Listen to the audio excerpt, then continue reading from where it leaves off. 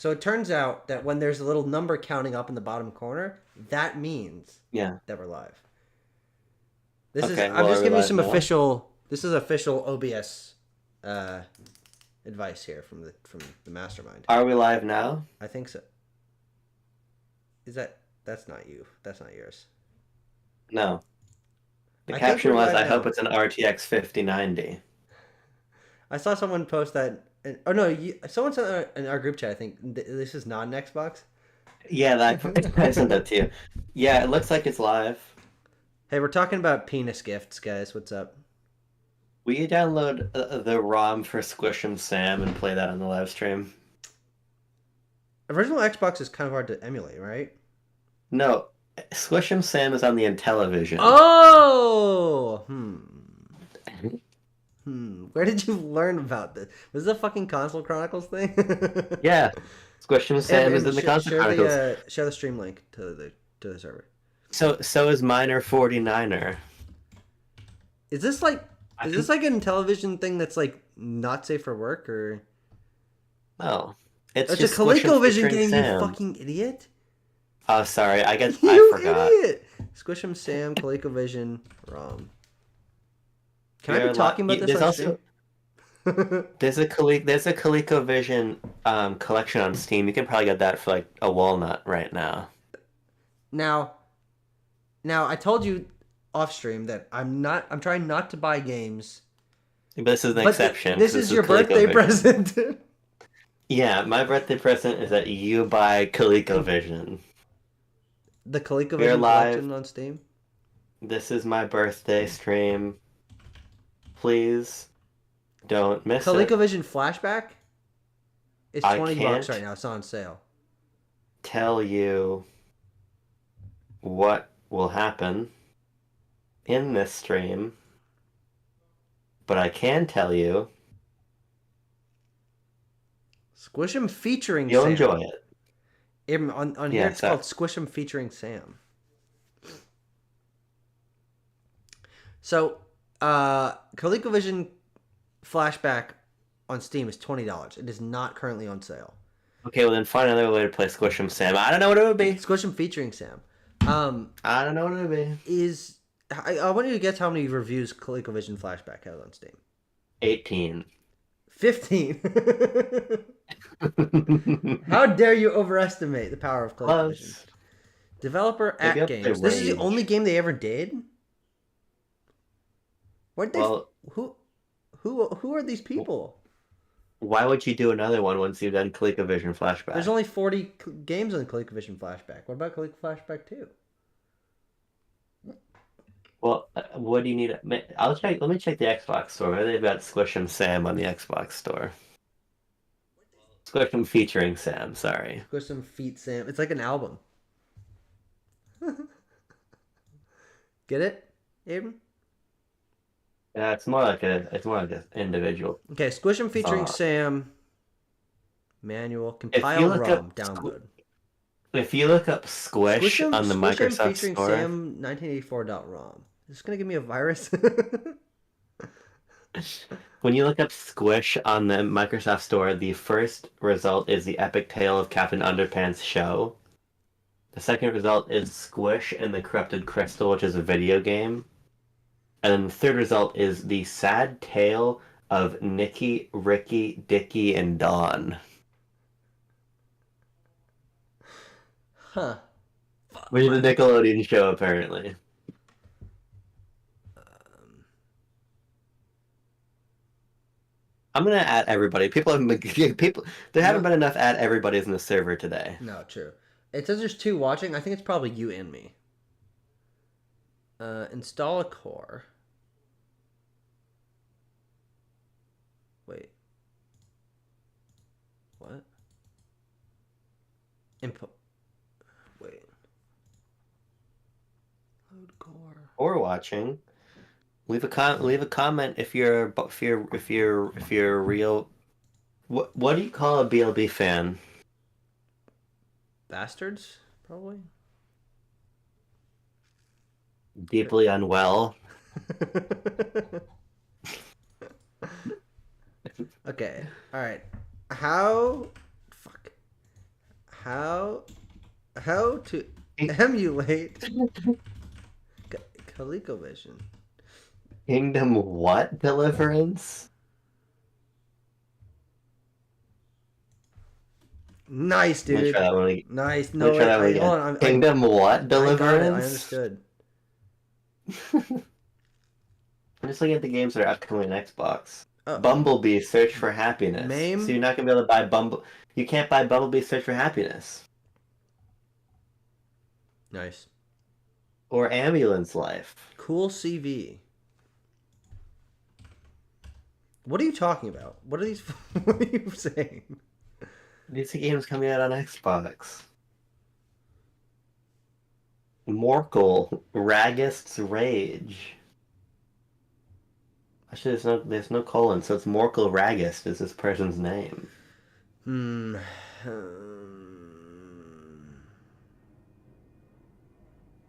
Can you hear the plane outside my window? No. Oh. Can you get a plan outside my window? Load core. MAME. Import content. Manual scan. Content directory. And they got Gladiator on streaming already? Wait, really? I guess it's been a month. Been more than a month. Yeah, it's been a little over a month. Yeah. ColecoVision. They got Dirty Angels on streaming? Game ROMs. Okay. From the director of Casino Royale. Martin Campbell? Gotta be a fucking...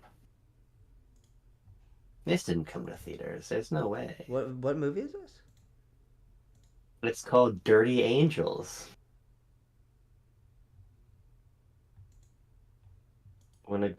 Eva Green?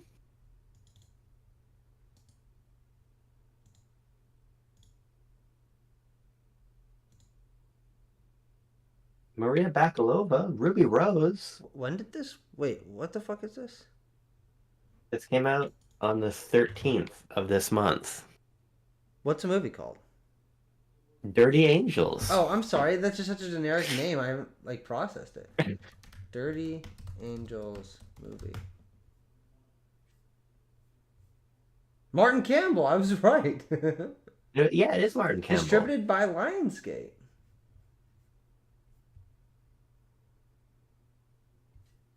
Select theaters and on demand.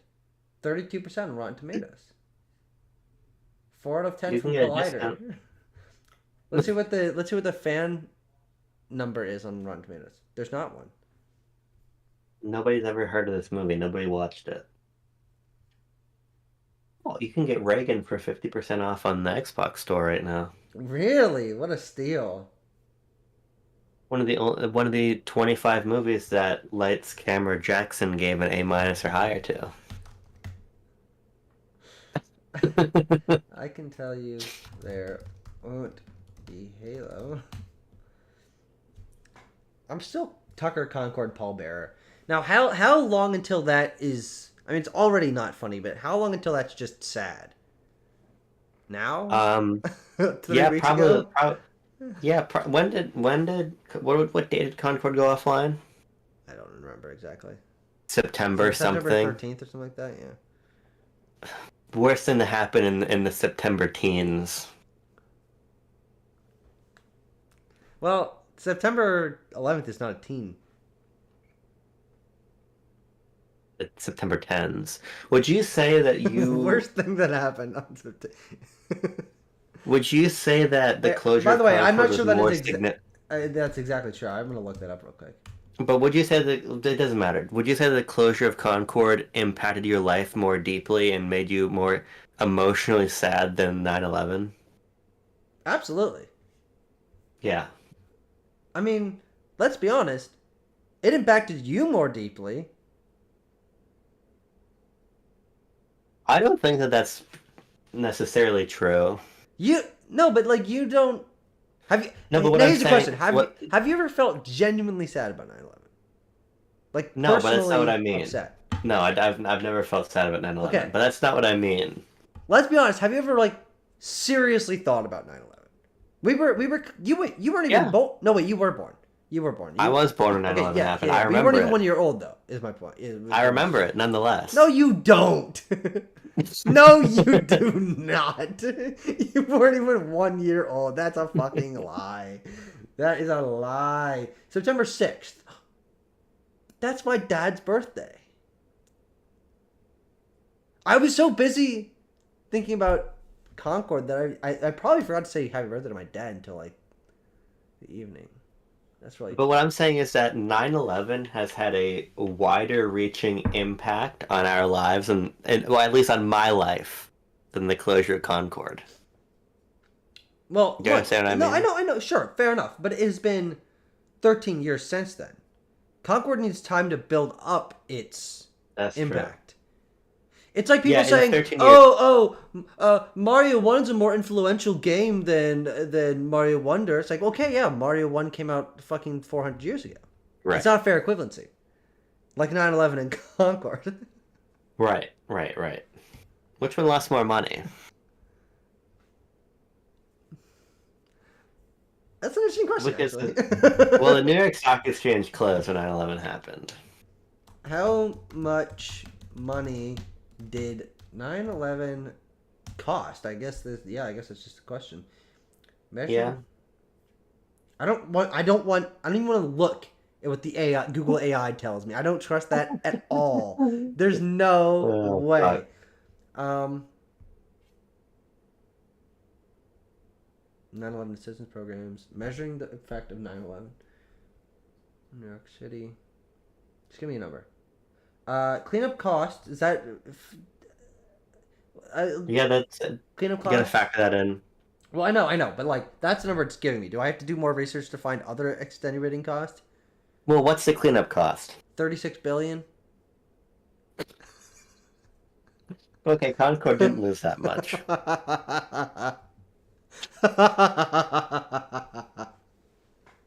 It's close. Well, I guess what you need to determine is the proportion of Sony's operating profit that is against the U.S. government's. Was the $400 million Concord loss proportionately more significant than $36 billion? That's very interesting. Will we look up like the GDP of the United States in 2001? I guess so. U.S. GDP 2001. 10.58 trillion. That's so 36 billion. Concord was probably a more significant financial loss for Sony. Well, yeah, we're still working on it. Okay, hold on. Percent calculator. Right. How many fucking zeros does a trillion have? Jesus Christ. I don't even know. I have no idea. What? Okay. 36 billion, 36, comma, 000, 000, 000, 000 is what percent of 10, comma, 580, comma, 000, comma, 000, comma, 000. Calculate. 0.3%. Wait, that makes sense. I mean, realistically, do we 20%. know what? You have to look up the GDP of PlayStation Studios. That's not that we don't care.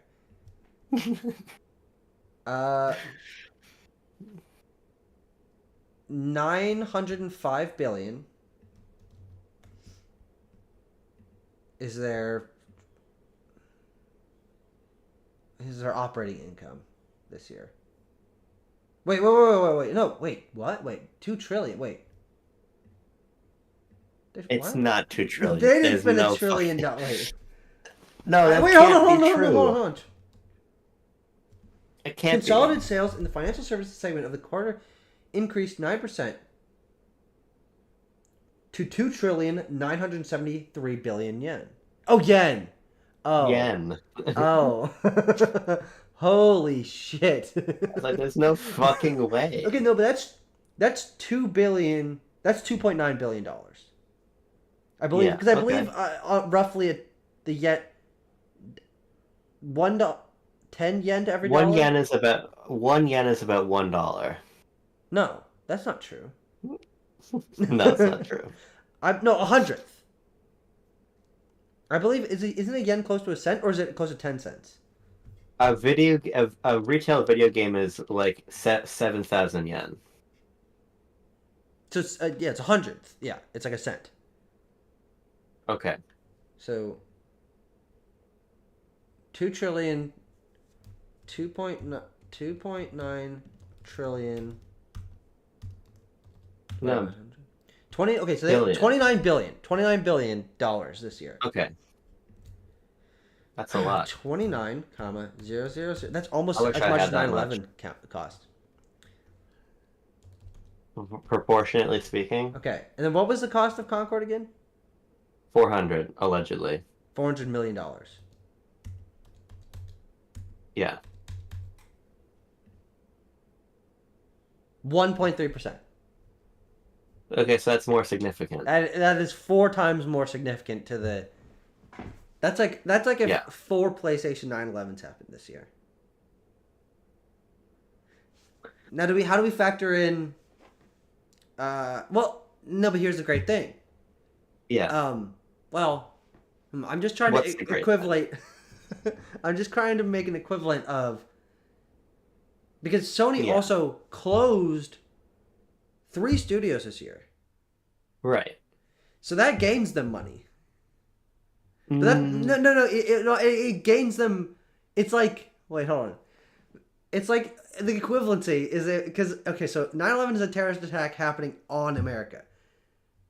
And that's like So that's Americans dying and money, right? American money going away. That's like if, and at the time, yeah, America was going and killing other people and costing them money. Right. I mean right, because so are you trying to equate invading the Middle East to shutting down London studio? London studio? In terms of tax breaks, I guess. Yeah, I mean, I guess you could like make that impact on my life bigger, right? Which one made iPad?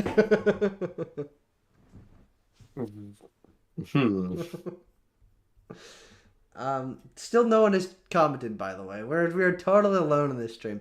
This is going to be an interesting one for people to catch up on, if anyone catches up on the VOD. You can clip this out. Nope.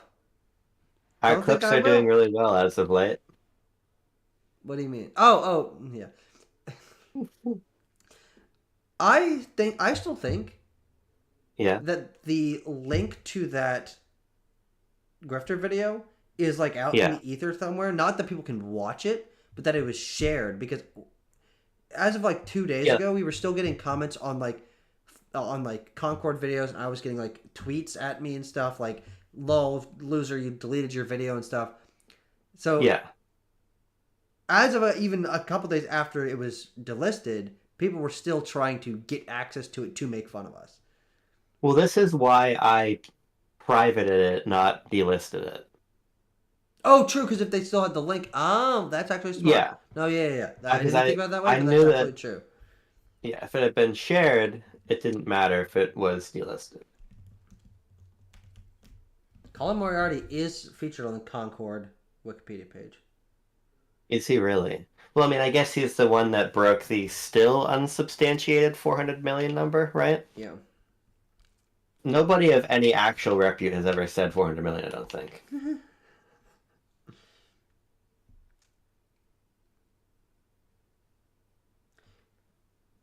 Now, let's do a little trivia.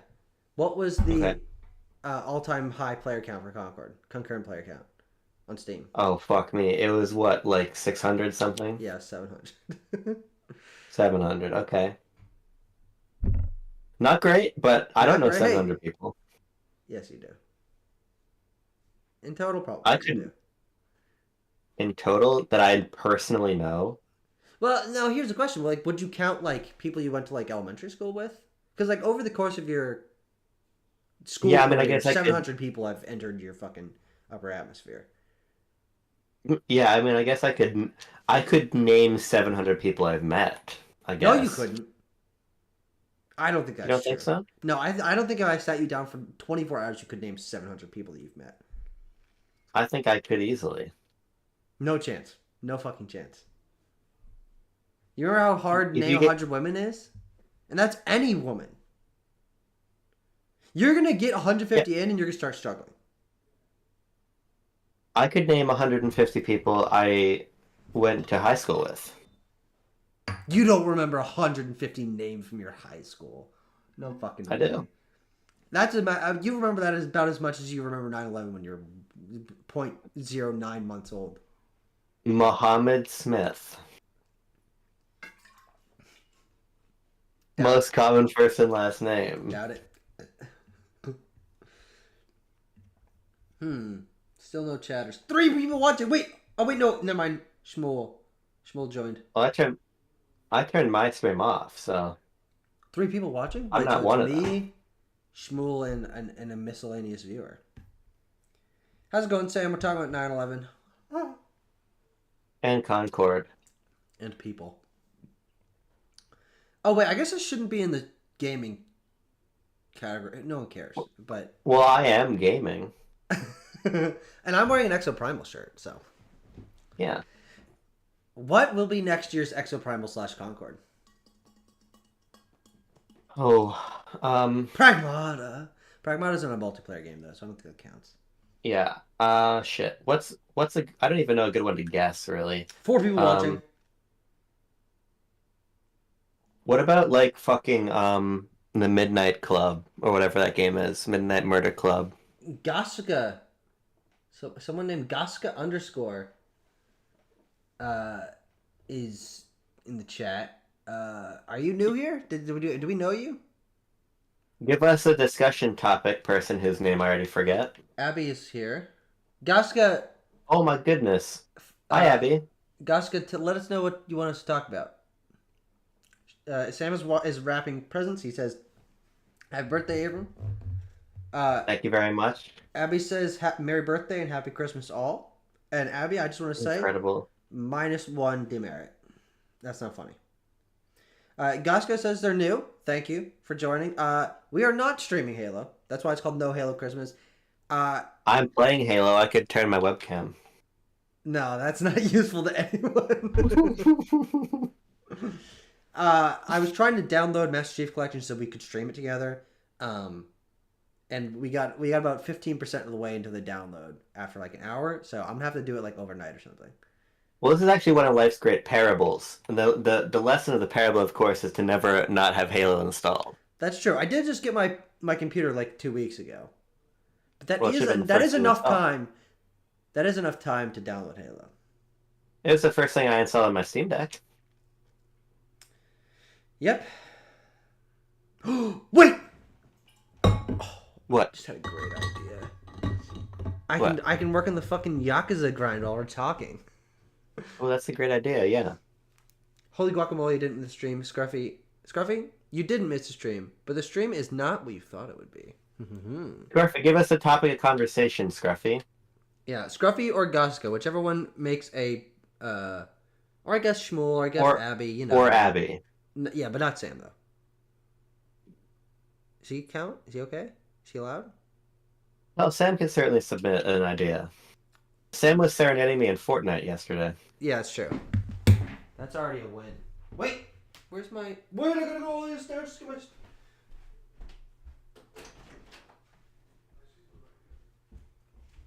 Tucker's gone away. I should probably open up the chat so I can see what people are saying.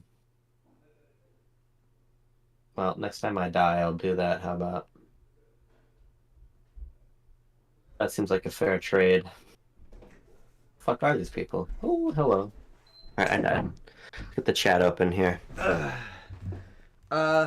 trying to get the chat open here. Scruffy says, what's your favorite not Halo game? Destiny 2. Frankly, every game. Destiny 2 counts as a non-Halo game, I would say. I would agree with that. 8 people are watching. Well, What the hell? I said that they had to join because it's my birthday. Oh, that's fair. I was defining not Halo as not Halo, but still Halo. You understand my meaning? What if I said Concord?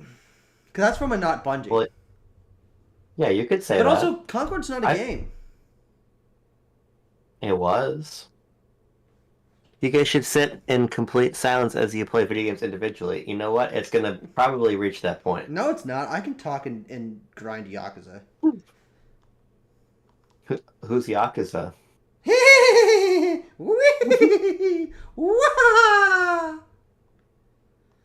We're engaging in what psychologists call parallel play. Oh. They usually study parallel play habits in toddlers. What? Wait, what? Actually, what is parallel play? Parallel play is the idea of two toddlers doing their own activity side by side. Scruffy asks how the Yakuza grind is going. Ichiban is level 38. Zhao's level 37. Psycho's... No, 36. Psycho's level 37. And Nanba's level 36. Let me check. Adachi's level 38. I'll probably just go like another 5 or so levels and give it another try. I also have some birthday cake here that I'm eating. Yummy. Yay, birthday cake. Yippee. So when toddlers are doing their own separate activities and... Yeah, like one's eating paste and the other's like sticking blocks together.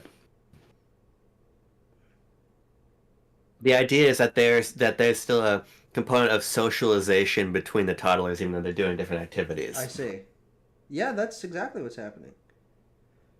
Parallel play is so fun. I agree, Scruffy. I just want to say that I feel bad for all the hate you guys got from the Intergalactic video. I started listening to you guys thanks to that video. Keep your heads up. Greetings from Mexico. Thank you very much. Nice. I really appreciate that comment. That was very kind. Honestly, I don't really give a fuck at all about the hate because that game's gonna come out and be fucking exceptional. Like, yeah, the game is gonna be great, and there's really nothing these people can say to me that I won't just simply find funny. Like I've circulated that comment about how you're fucking me while I'm wearing a wig to a half dozen people at least. But nonetheless, I appreciate the support.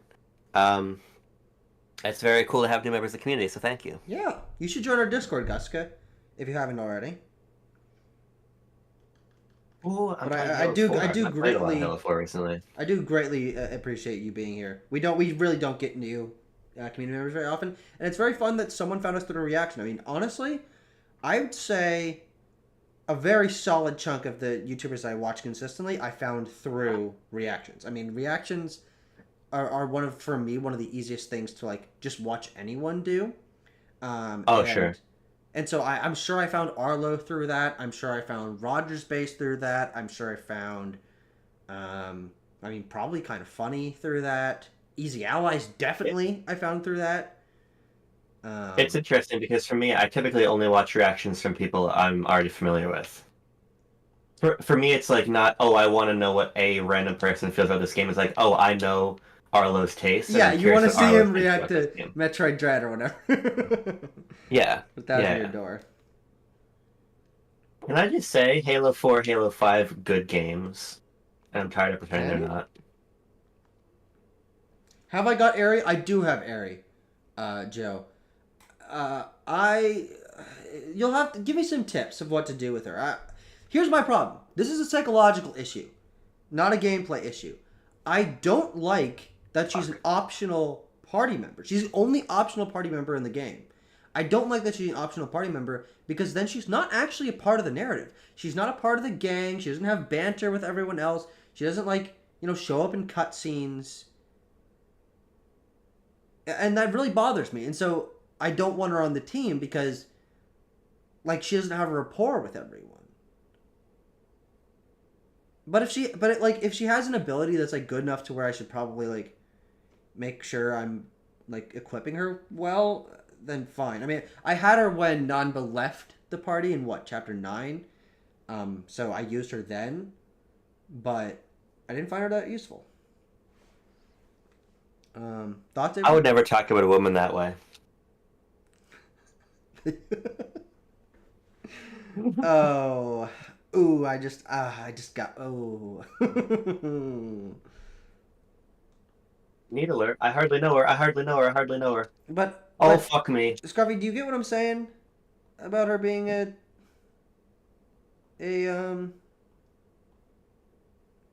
extra care, an optional party member? Oh, Gossip is going to join the Discord after this, which is great. By the way, if we're saying your name wrong, please let us know, and we'll say it Yeah, yeah, differently. yeah. Scruffy, you say I was the same. She was used for a while, but you get her early. She's kind of early, but she kind of falls off. Yeah, it was the same for me. Yeah, so currently, I mean, I haven't really used Zhao that much because he just joined. Um, Got a and rule? no, Oh. that's okay. You'll get him next time. Um,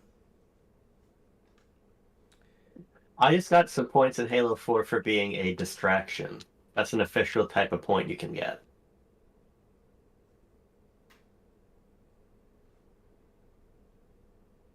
what? I distracted an enemy, so they gave me points for being a distraction. Well, like, what do you mean? Like, they're like supposed to be doing something, and then they focus on you instead? Like, they were shooting at me so my teammate could kill without taking damage. I see. This map isn't that good, but Halo 4 feels good to play. Uh, Joe, I'm glad you get me. I'm glad you get me. To be to be honest, I had the same problem um with Final Fantasy VI and Final Fantasy VII with optional party members because what Vincent is optional, Yuffie is optional. Um, is Gao this character's name right in Final Fantasy VI? Gao, I'm pretty sure he's optional. Well, I know definitely Mog is optional, and what's a fucking There's a character Yeti? named Mog. Yeah, he's a Moogle. Mog. That's epic. Um, optional party members. 556. Oh wait, there's also the person like that's like got the big scarf and like head covering on. Goska. Okay, I've got it. I've downloaded the pronunciation. Did we say wait? Goska. Gaska? Gaska. Yeah, Got I'm it. just dialing it in. Frankly we were saying it like it was the like Japanese way you pronounce that word. Like Yeah, well, you like started it. I was just Yasuke. following your lead. Yuffie and Vincent for 7. I know. I know. Mugging isn't optional when you're me. That's so real, Sam. Umaro. Umaro is the Umaro's the Yeti. Go Go.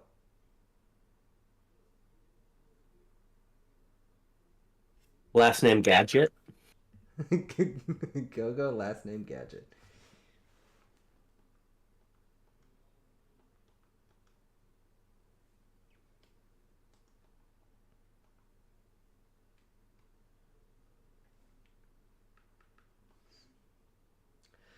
Sam, I really appreciate that. You're a gem. You're a gem amongst Putting me in men. front of the Halo Master Chief Collection is like giving like a 2-year-old like a teething ring. It's just gonna keep him entertained forever.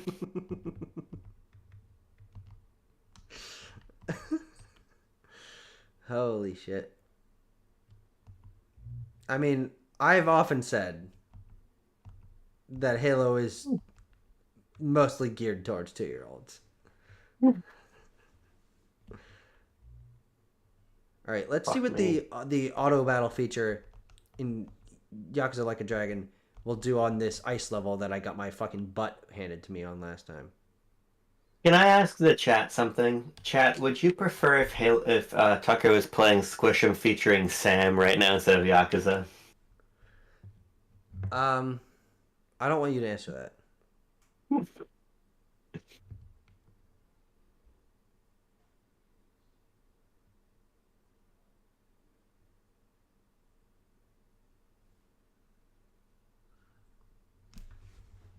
What are you guys playing tonight? I'm looking forward to starting Final Fantasy VII Rebirth tonight. Nice, nice, nice. Oh, That Very game, good. that game has a good opening.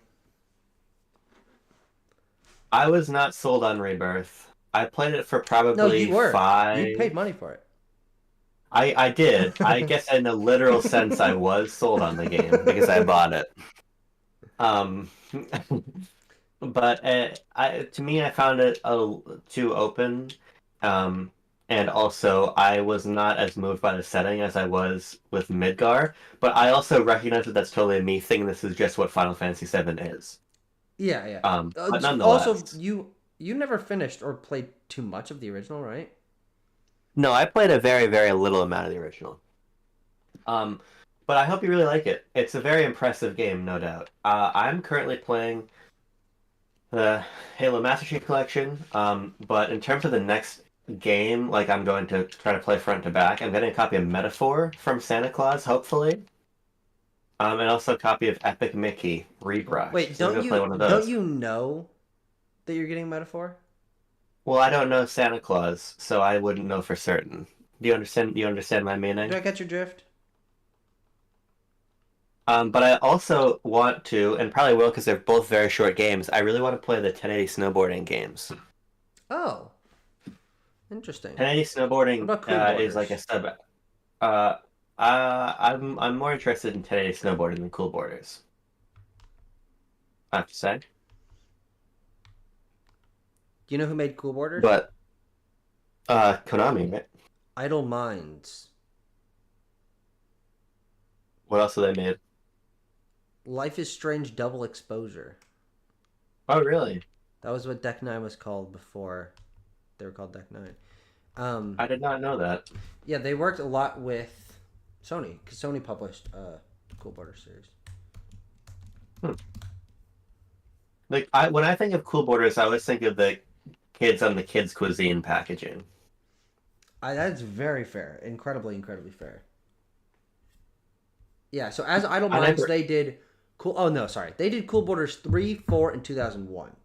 989 Sports did Cool Borders 1 and 2. Wait, there was 2001 Cool Borders games. That's so many. Then they also did My Street and Neopets: The Darkest Fairy.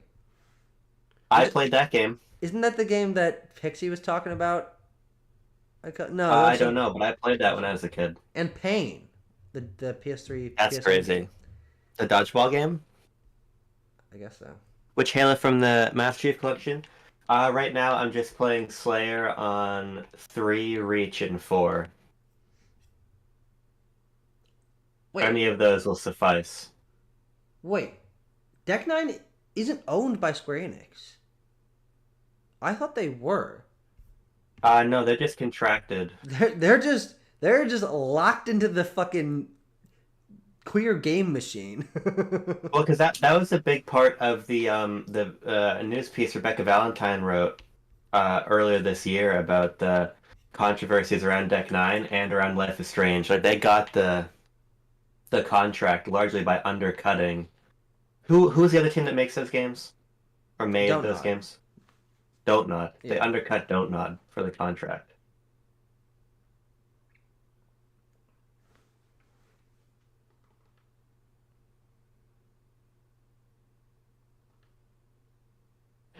I saw Joe play Life is Strange 1 recently.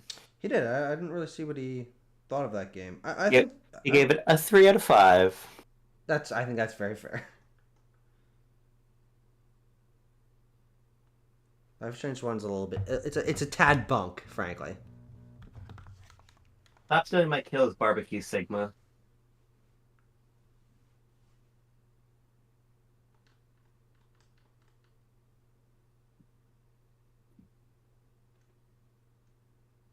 I want to soon make a list of the games I'm most anticipating next year.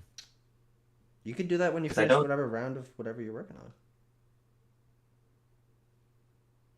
I don't know what is really on that list, to be honest with you. Everybody in chat, what games are you looking forward to next year? Also, uh, Goska says Life is Strange 1 is great, but the ending is kind of crap for me. Tucker, does this track in your mind? Well, I mean, it depends on, I guess, what you kind of want Max to be as a character. Do you know the decision at the end of Life is Strange 1, Abram? No, but you can spoil it. I don't care. So Max Caulfield, main character, she can rewind time. Yeah. She Spoiler alert. spoiler alert for the premise of Life is Strange 1. A game that came out 10 years ago. um she has a best friend named Chloe Price who has blue hair, who is the main character of Life is Strange Before the Storm. Yeah, that character is more familiar to me. Uh, they also have like a romantic relationship as well. Okay. Or at least very heavily implied and then somewhat confirmed by double exposure. And they live in a town called Arcadia Bay. That's in the fucking Pacific Northwest or some shit. Or, okay. I don't know, some fucking place. I think it's in like Oregon.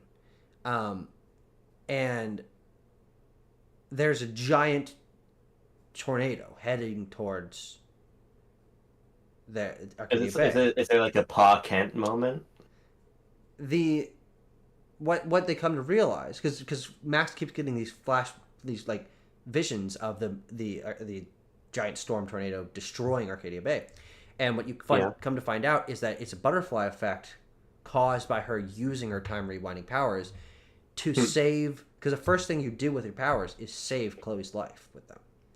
She's about to get killed in the bathroom, and you kill her, and you save her life. And so the last decision of the game is do either save Chloe and let the town get destroyed, or let her die and save the town. Yeah. Interesting. And for me, I chose to have Max save Chloe and let the town be destroyed, because I think that makes her a lot more like complicated character, in terms of like her morality or whatever. Like saving the town feels like the easy way out, but like for me, like in the mind of a teenage girl who like doesn't really understand the consequences of her actions and stuff, I think it makes her a much more complicated character going forward, to have like this weight on her of like no one knows it, but technically she was the reason why thousands and thousands of people died, and then like that impacts the relationships she has with Chloe going forward.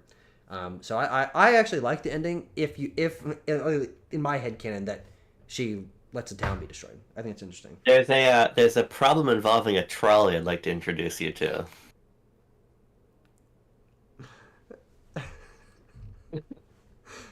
Why didn't they just do that? At the end of the game, you can either pull the lever and let the train run over Chloe.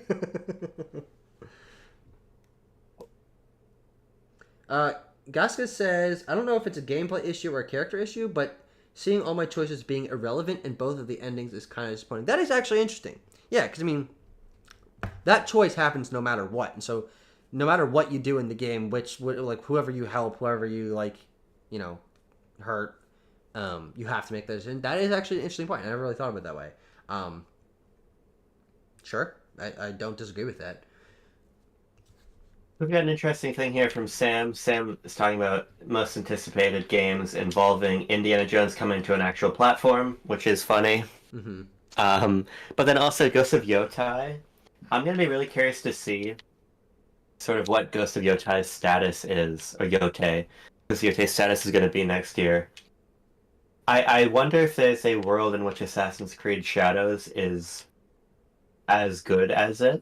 Maybe it just simply isn't. But if that is really good and it's out first, I wonder if Ghost of Yotei's impact's can be dulled a little bit. I don't know.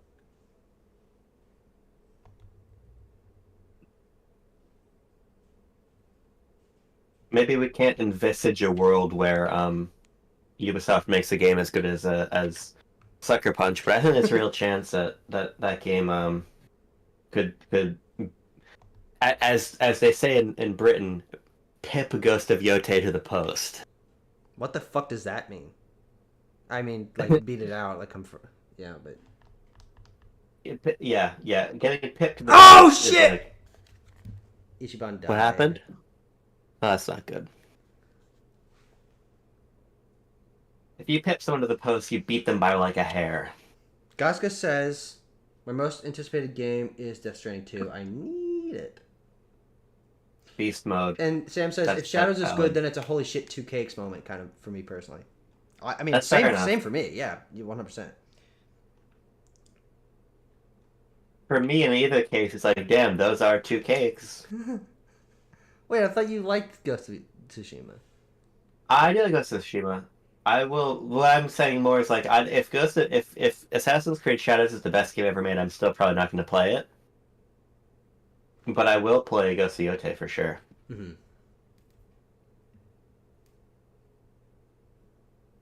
Again, also, because I'm going to be in saving for Switch 2 mode when Shadows comes out.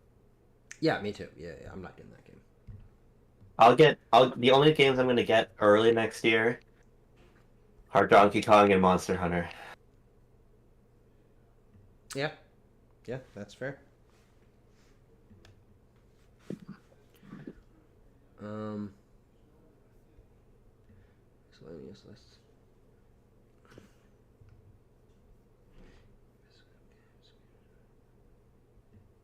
Obviously, my most anticipated game is Metroid Prime. Oh, really? Yeah, if you can believe it. Oh.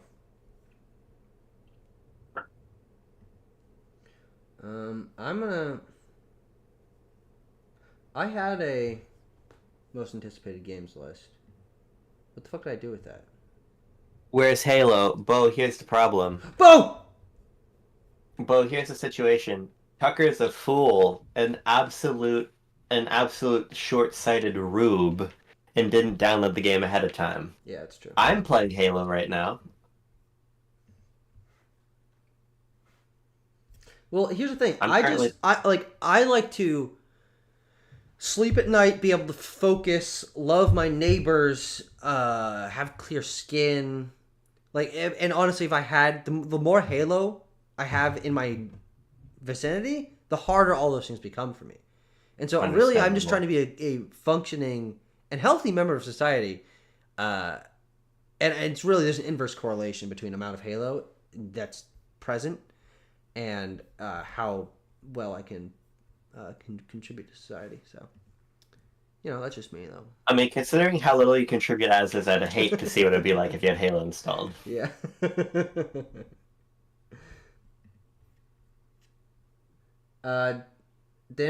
No, wait. I was just like, I forgot Caleb changed his channel to Dragagon's Den. Dragadon. What is Dragadon? Dragadon, these nuts? Dragadon's probably a character from, like, fucking Paper Mario Color Splash. Bo says I see you playing like a dragon at 4 a.m. You're not normal. Yeah? Tucker, you played, 33 hours of that game in how many days? Like a week. What is that, 4 hours a day? 4.5 hours a day? Sure. I played 4.5 hours of games total this year.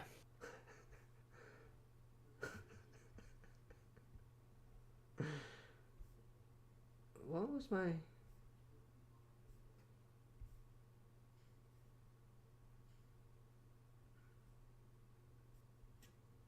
My favorite game I played in November.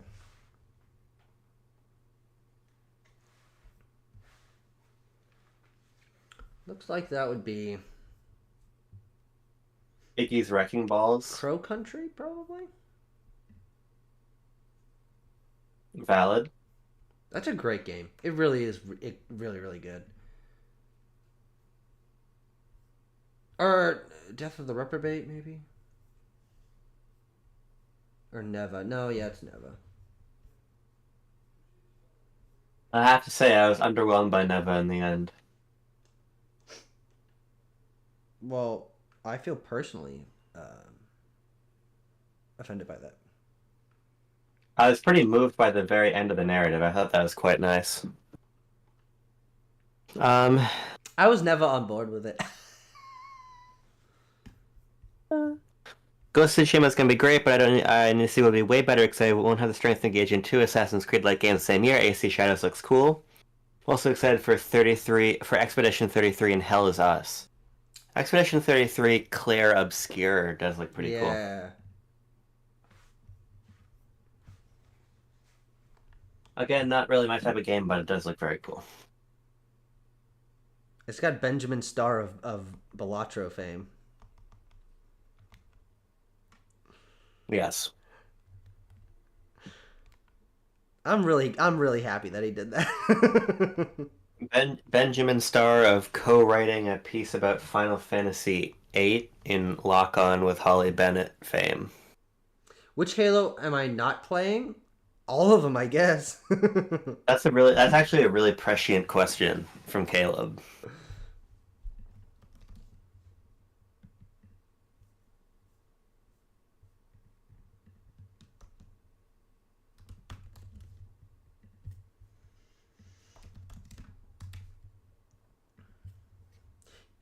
You know what's interesting? Yeah. That the seventh games in both Yakuza and Resident Evil are dual series name games. Well, I think when you get to the seventh entry of any series, you have to do that. Final Fantasy,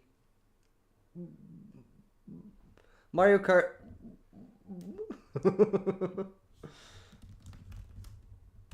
Mario Kart colon Mario Kart. That was the proposed title. I yeah. I'm still gonna try to find this fucking list. All you have to do is control F your notes app for Wander Stop. Well, no. The problem is it's a backlogged list.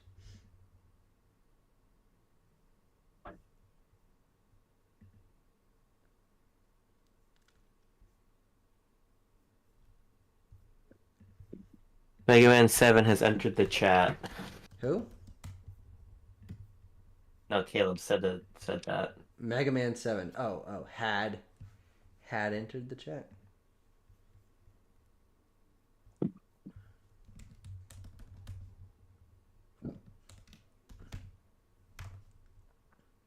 Ooh, Gravity Hammer. I hardly know her.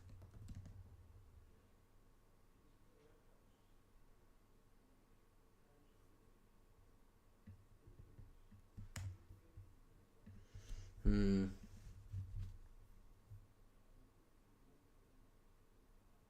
Can't you search your backlog lists or no? Oh.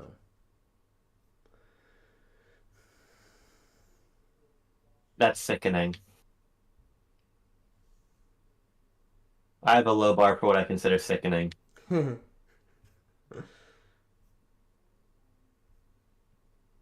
I probably made it before my games with ball physics list. Probably. Games with ball physics list: Rocket League, Peggle, FIFA 22, Red Dead 2, Super Monkey Ball, and Sonic Spinball. All of those do have ball physics.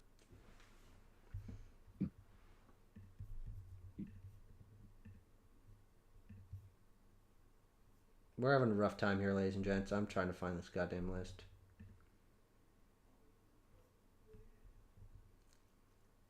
Aha! Most anticipated games as of fall 2024. Okay.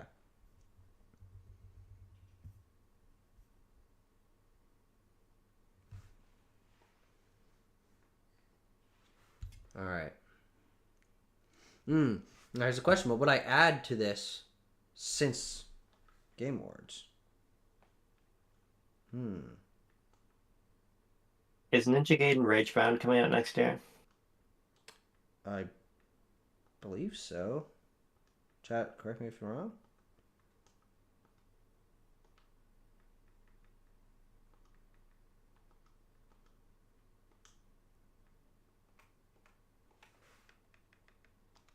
So, here's an interesting thing about Yakuza Like a Dragon, and probably other Yakuza games as well, but I wouldn't know. Is in order to regain MP, which is not mana points, it's mind points. Of course. Uh, you have to drink drinks. Food is for health. Drinks are for MP. But the only ones that really do a hell of a lot of anything are alcoholic drinks, which then get you drunk, which means you can't control your attacks. So you have to take turmeric tablets Interesting. to get rid of your drunkenness. I wish it was that simple. IRL.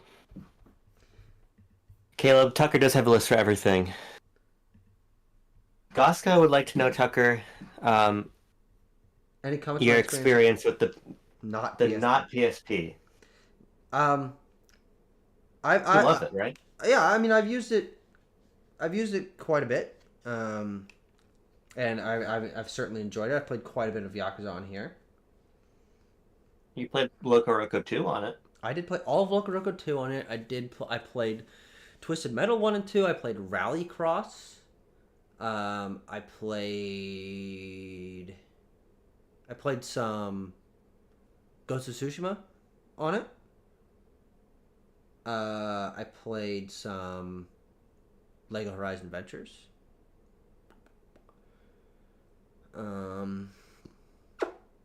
Yeah, it's good. I guess It's the big good. question is, would you recommend it to somebody?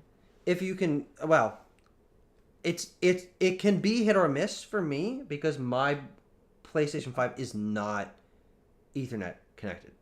So it really actually is impacted by how many devices are currently operating Yeah. on my network. Like the quality is not very good right now, to be honest. You probably can't tell with me holding it up. Yeah. But it's very low resolution right now. It doesn't really matter. But like when I wake up and I have it in my bed, it looks fine. It explains you're bleary-eyed when you wake up. Bleary eyed and bushy tailed.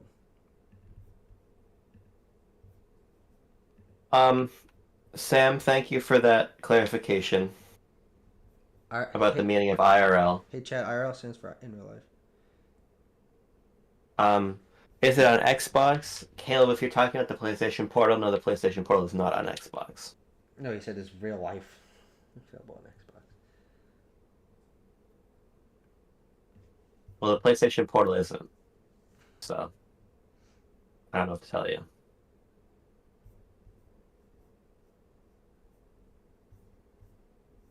Okay. Luckily, I have a spreadsheet with every game ever announced at a Game Awards show, so I can look. Okay, yeah, that's very cool. That's very important here. How is the Portal compared to Vita Remote Play? Never I've used it. not used the Portal, but I'll tell you that Vita Remote Play really, really, really, really, really, really, really blew. So I have to imagine that it's better. Now, here's another interesting tidbit. If you guys remember, they added streaming direct from PlayStation servers for select games. It's just a new thing they only added like a month ago. I played Doom Eternal on here, flawless. That's one of the games available. They're adding them like every couple weeks. They're adding new ones. It's a really interesting option that will add a lot of value to the system once they work out the kinks and have it so you can stream anything. I mean, that's the goal. Yeah. It'll be way more worth it because you won't need to worry about. You won't even need a PlayStation at that point. Yeah. Which is interesting, and you won't have to worry about your Wi-Fi connection from the PlayStation. Just the Wi-Fi connection to the portal itself. I think we should probably start referring to tidbits just as tids to save time. I love tids. Can confirm. Yeah. It's fucking awful. Remote play from Vita. Tucker, so you have a spreadsheet of everything that Jeff Keighley's ever said in his entire life. Yep. No, but I'm just gonna look at games that were announced at this Game Awards that I might want to add to my anticipated upcoming games list. Okay, Ichiban is level 40 officially, chat. I know you're all worried about that. I just want to play Halo 4.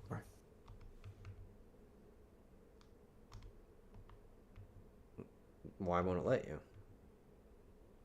It does. I just had to. I think streaming in general sucks. Caleb, you own Mighty Number 9 on Wii U.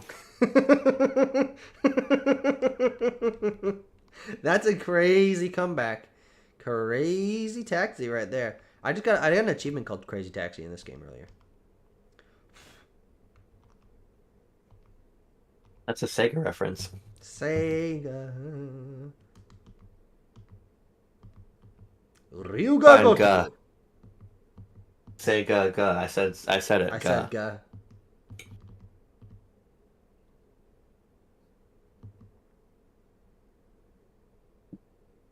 Tucker, are you familiar with the game Sega, ga, ga? Yeah, Sega, yeah. Mm-hmm. Yep. Okay. Okay, Sega. Um, Oh, we're playing Escalation Slayer. okay. That's fun.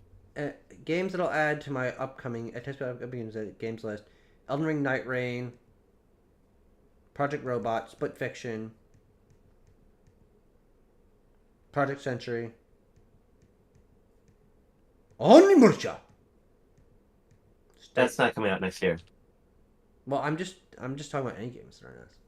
Oh, sure. That is confirmed And 2026. Intergalactic, and I guess Okami. I don't know how I feel about that one, but yeah, I guess Okami.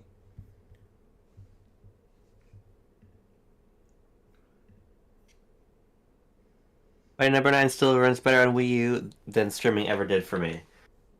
That's valid. My current most anticipated upcoming coming games list, before adding all Yeah. those games that were announced at the Game Awards, is Legend of ZA, Wanderstop, Judas, Control 2, Project C, which is the horror game from Sam I Barlow, borrow the game. and Professor Yeah. Layton, New World of Steam. Cool. Um, Yeah, I can't wait for Sam's new game. Railgun Kill. and I also have Tua T on there, Sword of the Sea, Big Walk, Pragmata, Sure. Wheel World, Doom the Dark Ages, South of Midnight, Mixtape, Earthblade, Baby Steps, Thrasher, Lost Records, Wolverine, Clockwork There's some Revolution. good games coming out in the future It's of gaming. it's remarkable. I'm uh Caleb asked if we played Death Stranding 1. I played probably, and I think Aiden has a similar experience. I played probably like 7 hours of it, I think. My parents sent me money to buy food with my freshman year of college, and instead of buying food, I bought Death Stranding with that money. And then I didn't play much of Death Stranding because I thought it was a little bit boring. I was there opening night. I remember. Yeah, I remember getting it, and I was kind of sick, but Tanner and Anna still drove me to like 25 minutes to go get Death Stranding, the midnight release. That Um, was kind. yeah, we did two midnight releases in fall/winter 2019, which was um, Death Stranding and Pokemon Sword and Shield / Star Wars Jedi Fallen Order, because it came out the same day. But those, oh, really? Yeah, Tanner picked up I, Jedi. I picked up Pokemon.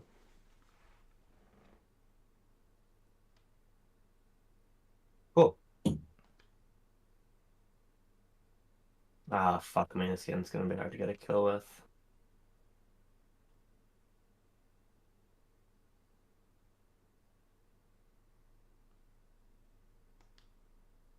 Never mind.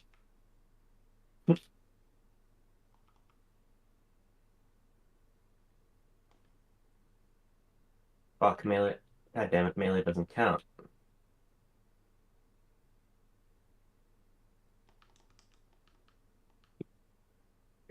I read Death Stranding at Redbox and bought it after. Haven't since played it for 3 hours, haven't played it since. Well, Caleb, you got this year to sort that out for On the Beach.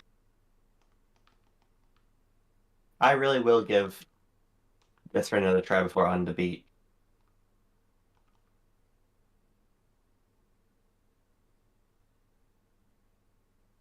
I've never done Midnight Release. Never? Nope.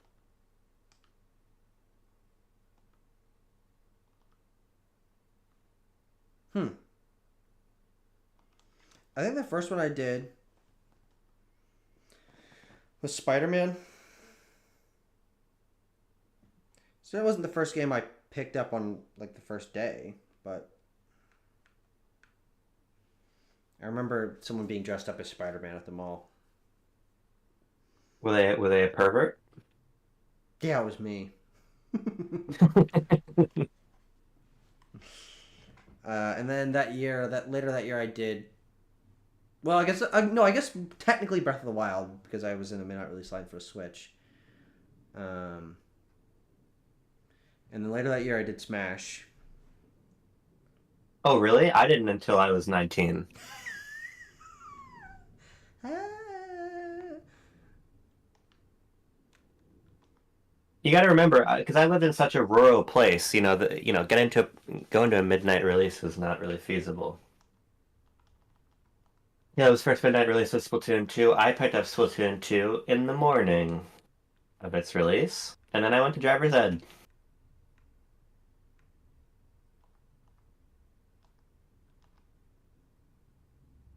Ooh.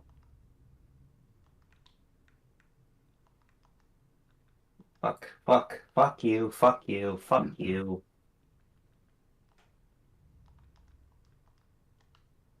Give me a guy to hit with this energy sword, man.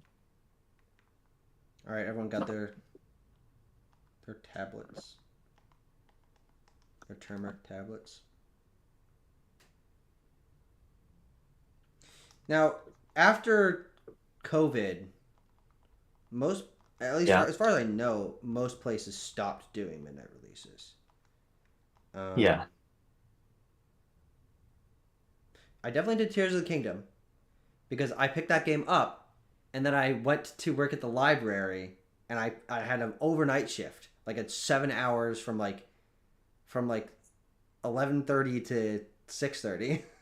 And I played Yeah. Tears of the Kingdom until I fell asleep at the desk. And then I woke up and went home and I slept for like an hour and then I played for like another 7 hours. That's probably the most I've ever played a game in one day in like a 24-hour time period.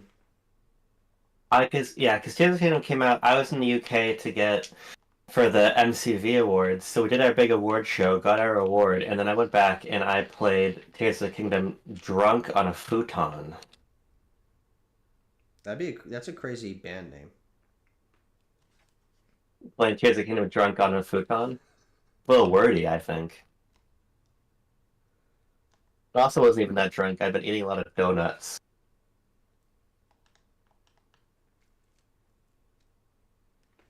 Oh fuck, that was I kind of want almost to make a hot. list of every midnight release I've done. I mean, I've done a lot of midnight releases. It's not been a gaming thing.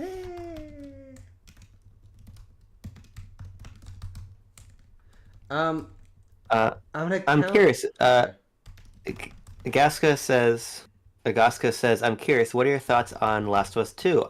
I really loved it so much that I can't just move on from it. It spoke to me on a very personal level. It's not perfect, but it's a great experience. It is, in my view, maybe the best game ever made. I agree with that. I absolutely adore Last of Us 2 as a game, as sort of an emotional statement. On a personal level, it really meant a lot to me playing it during COVID. I also had the real pleasure of interviewing Neil Druckmann and some other Naughty Dog people in 2022. So the Last of Us series also has a very special place in my heart for that reason. But it's been one of my favorite game series since I first played the first game, and I just think two is unbelievable. I agree. Both Metroid Well, Fusion that's, quiz. well, Metroid Fusion, I would be willing to I'd be willing to handshake on that. We can agree to disagree on that one. I'll take the truce there because Metroid Fusion is a banger. I love Metroid Fusion. Caleb said three midnight releases: Splatoon 2, Spider-Man, and Smash Ultimate. That's Smash a. Ultimate, if I remember, came out the night of the Game It Awards did. in Yeah, I was 2019. watching that. I watched the Joker reveal sitting outside at Best Buy. I just had it preloaded, so I could start playing pretty much like just when the show is over. Uh, uh, uh, uh. God, I'm so excited that Metroid Prime 4 is so close.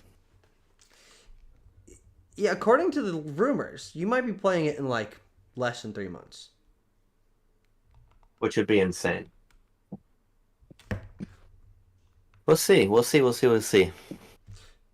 I'm surprised Splatoon 2 even had midnight release. I think midnight releases for the most part are up to the stores, Yeah. right? Mm-hmm. Which is why they're well, yeah, and like and location and um the Abram, the GameStop at the mall in Lincoln that we would sometimes go Yeah. to wouldn't do them because the mall was closed at that point.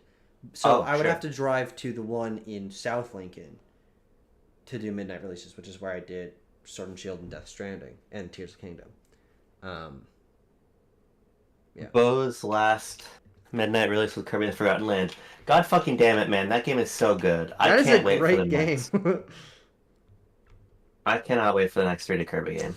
I want a 2D Kirby game. Just give me another Kirby game, but specifically 3D Kirby game. One thing that I've noticed is that, and I know it sounds kind of self-evident, but recently Nintendo's teams have done their best work when they've been able to take their time, like as much as they need, and usually that results in a longer than usual development cycle, and I would lay that towards Forgotten Land, towards Mario Wonder, towards Tears of the Kingdom. Both the EPT Times game. Yeah. Oh, towards Pikmin 4, yeah.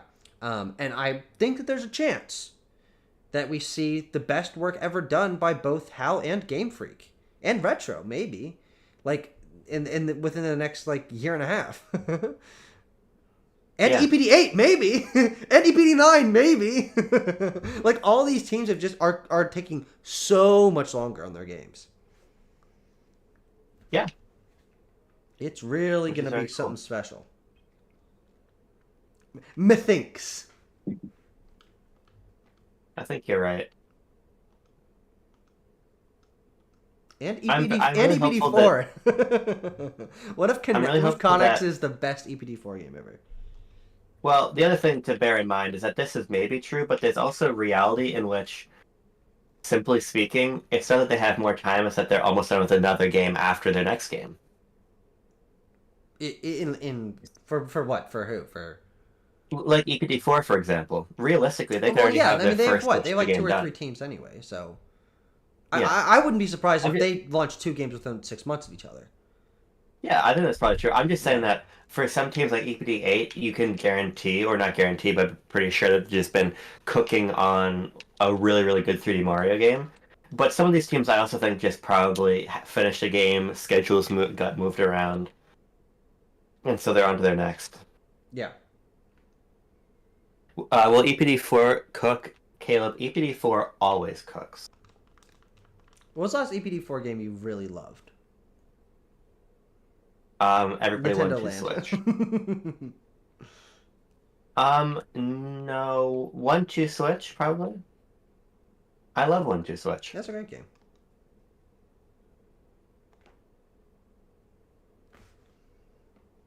Where's the link for the Discord? Is there not one in the description of the video? If there's not, it should be. Well, that's just because I didn't add a description at all. Go to any other video on this channel. Yeah. Literally any other video. It's in the description of every single other video. Because it's usually an auto thing, but I think because I set it up through OBS, it didn't auto populate that. Yeah. And I'm excited to see you in there, Gaska.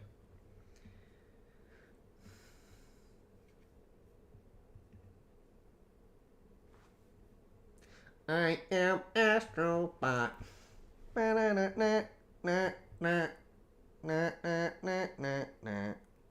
it really is a bad sign for the industry that game could win Game of the Year, right?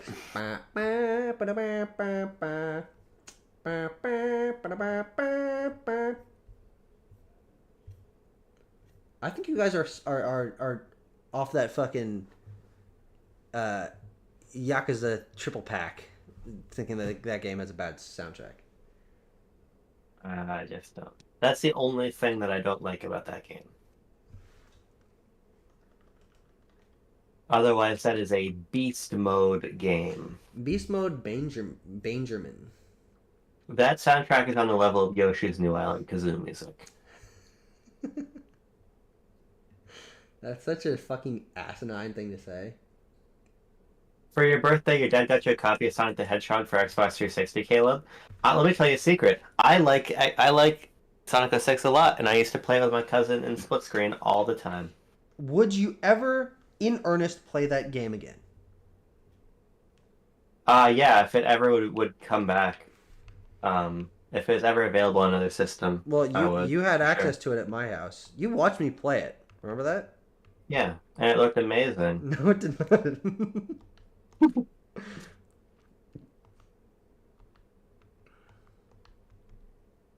I struggled to find anything wrong with it. My worry is that I will enjoy it. Wait, Caleb, sorry, is this not when the game came out? Was this like something that happened recently? When's your Wait, birthday? really? I Did your birthday just happen and miss wishing you a happy birthday? don't know. I'm asking Caleb. Well, I don't know. Well, I'm asking Caleb. Oh, I think I also got Lost Legacy at a midnight release. Oh, I bought that game. That's a very good game. It was a really good game. A lot Best of part of that game, when Sam meets up with you. Schmoll, uh, Yeah. Schmoll Drake.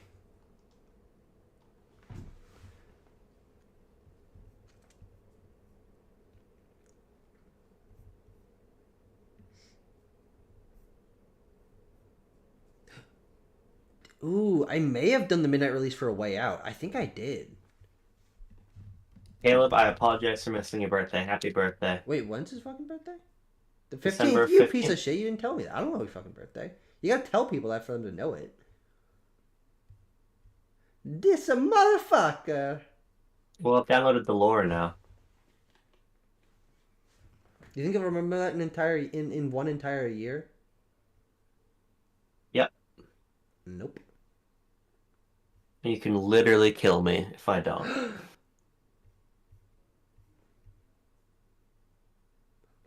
I remember playing Sonic 06 with my neighbor back in 2010. I remember enjoying it. Playing as Silver was cool. Playing as Silver was cool. That is so real of you to say.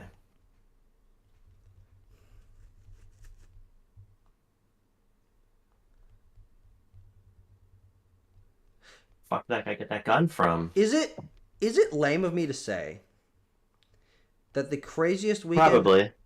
the craziest weekend of my life was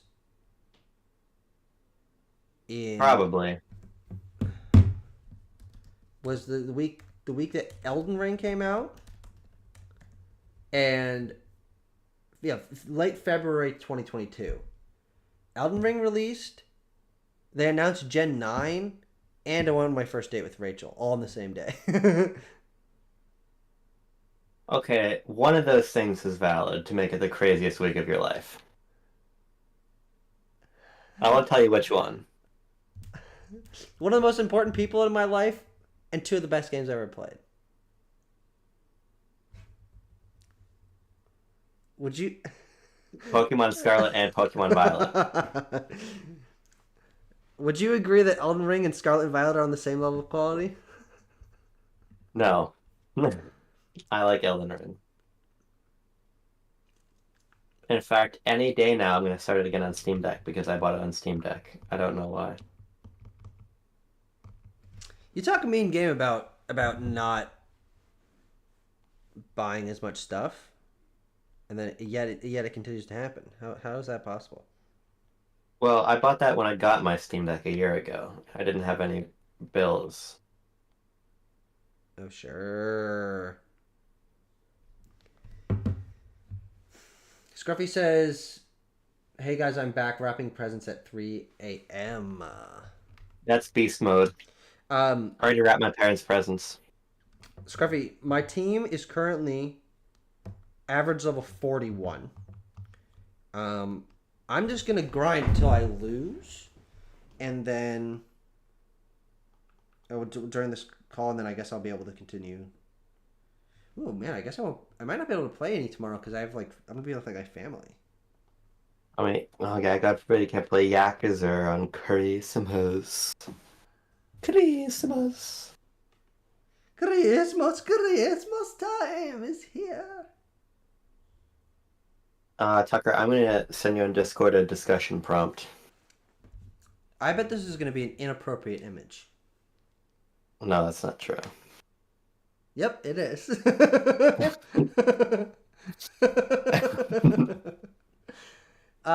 So just for everyone's context here, Abram sent me an image that says, Rudolph with that ass so tight. Won't you ride my face tonight?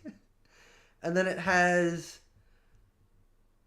what I would describe as a Star Fox-esque Rudolph the Red-Nosed Reindeer with its butt out, pointing towards Santa's face. There's no suggestion of hole in Star Fox. You're not playing the right games. You didn't get the ending of Star Fox Command that I did.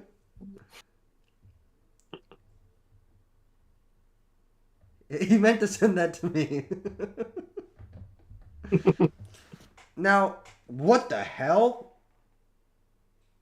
That guy, that's a crazy enemy design. Abram, today, Yeah. my dad was trying to call me over to eat breakfast because he made some scrambled eggs for me. And I was like, hold on, because a fight was starting in Yakuza, which was a chimpanzee piloting a digging machine. That's epic. I really like that, actually. That's really cool. Oh, okay, I lost. Well, Was it an excavator or was it a skid steer?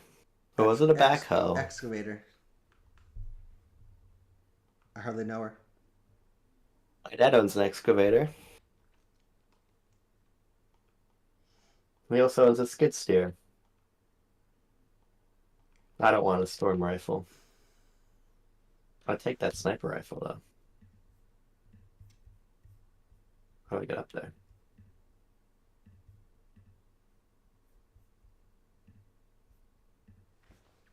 Yeah, I've actually done less midnight releases than I thought.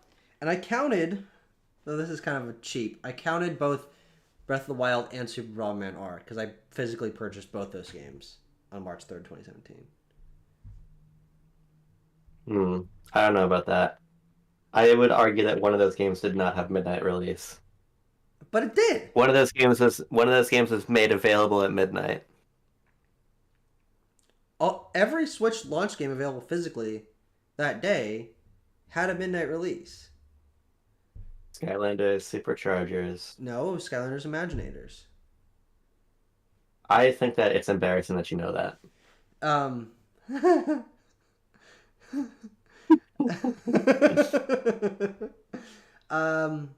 And I Am Setsuna. That had a physical release that night, I believe. No, it only had a physical release in Asia. Yeah, so? What other games Merry are Christmas, available? Phil. Oh, Phil's Merry here. Christmas, Jesus. Everyone stop talking about Phil. Oh, this is fun. Gaska says top 3 games from the last 5 years. Well, for both of us, Last of Us 2 would be one of them. So that's 2019 on. Yeah. Last of Us 2, Halo Infinite, Mario Wonder, Kirby and the Forgotten Land, and Pikmin 4 for me, I think. Sure.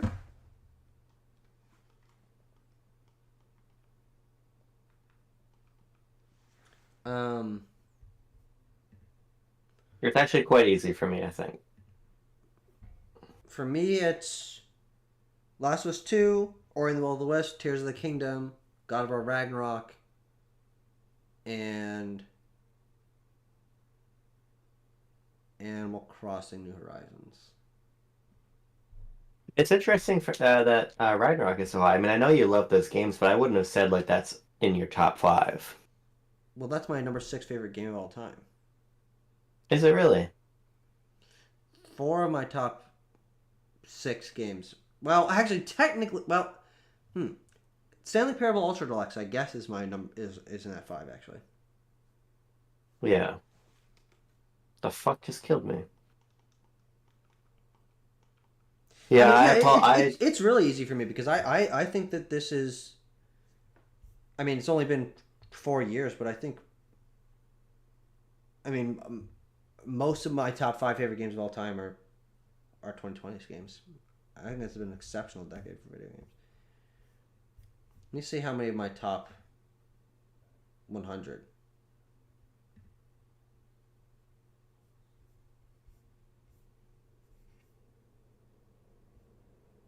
came out since 2020. Two, yeah, Caleb, I'm sorry for 7. mistaking Skylanders games. I'll try to do better in the I future. have 35 games out of 100 out of my top 100 came out since 2020. Cool. I don't know what my number would be. Probably I don't know, 10 maybe. Yeah. Last of That Us, is sort of a Gaska ballpark. says Last of Us 2, Armored Core 6, and Signalis. Now, neither of us have played those other two games, but I've heard nothing but good things about both of them, and I'm sure I would enjoy them. Yeah, those are good choices. Wait, I thought wait, what are your other two? Because we both did five. Well, technically, Gaska said top three, and you did five, and so I followed suit. But it was Oh, just your inability to listen as a male. yeah, that's true. I guess if I had to narrow it down to three, then it's probably Last of Us, Pikmin, and Halo.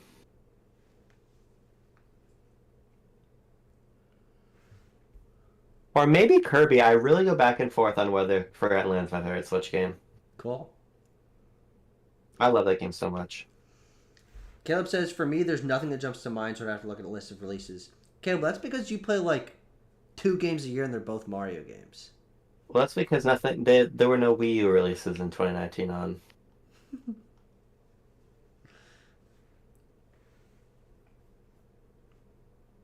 Unfortunately, Paper Mario Color Splash does not qualify for this.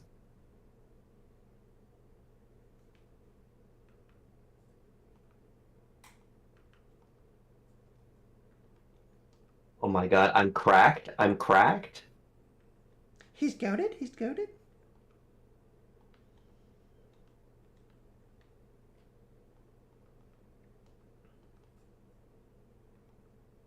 How many rounds do I have left? 3 rounds. I would be curious in your list, Caleb. So if you do end up looking at a Peek your release head out. list, Peek your head out.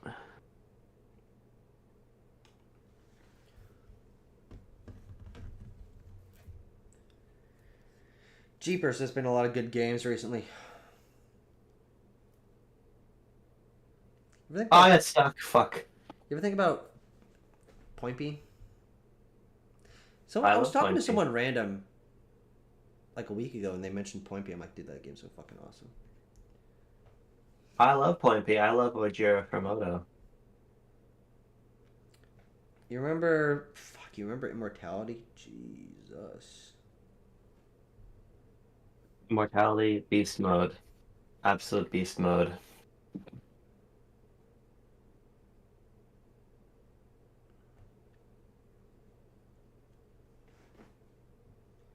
Remember Metroid Prime Remastered?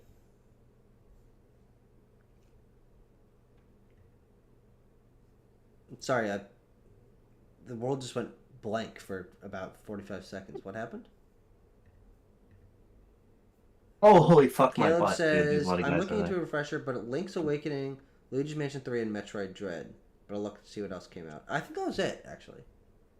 Metroid Dread would be number 6 for me, I think.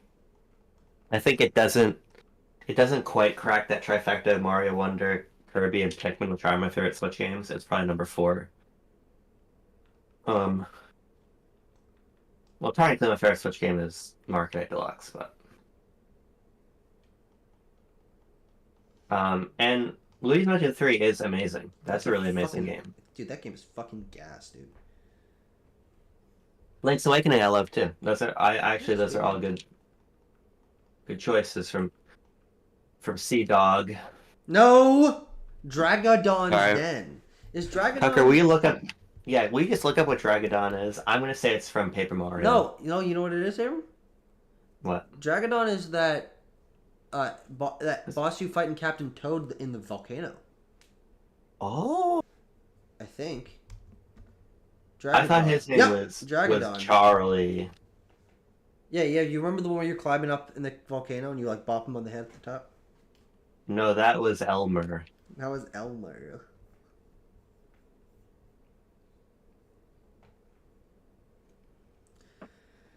Oh my God, Abram, there's a lot of good Nintendo Switch video games.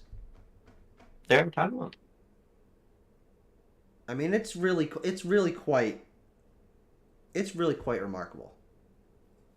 It's definitely my second favorite system.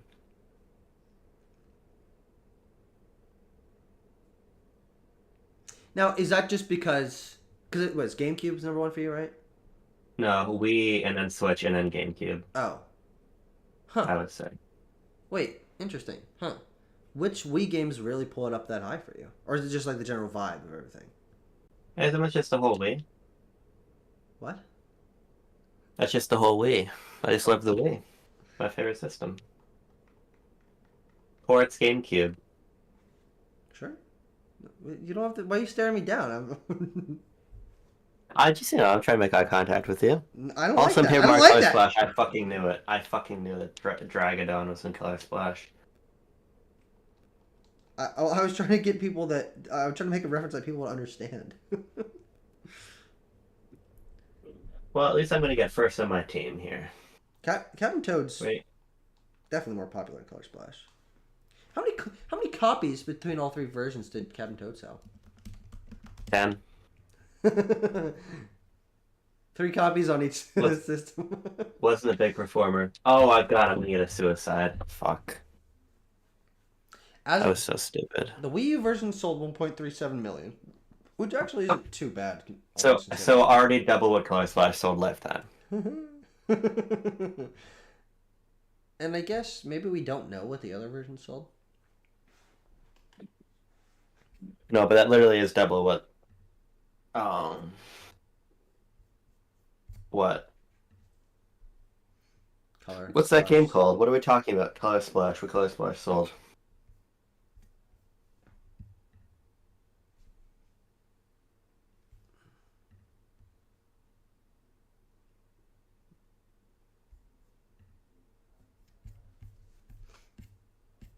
I think what it is for me about Wii is that there's a lot of games on there I obviously love, and I feel like most of my, especially if you're going to include, as I think is fair to do when you think about the library, all of the re-releases, not Virtual Console, but Pikmin 1, Pikmin 2, Prime Trilogy, all that stuff. Sure. Yeah. Yeah. Well, Basically, definitely because those games are significantly. yeah.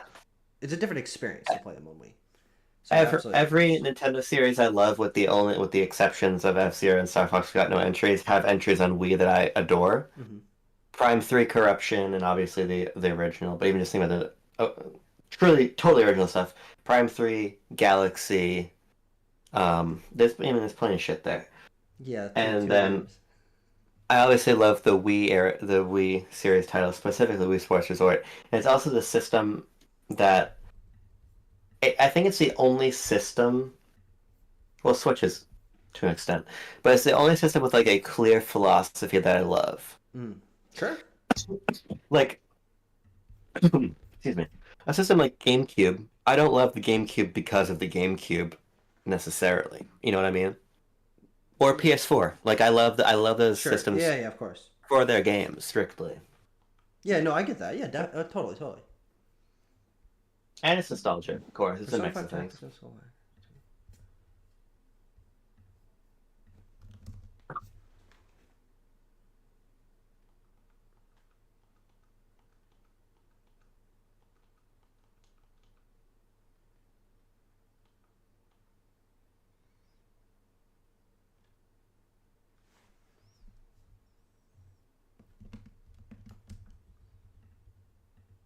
Persona 5 Tactica. Soul Hackers. Why are you thinking about Persona 5 Tactica? I'm just adding games to my games I own physically list.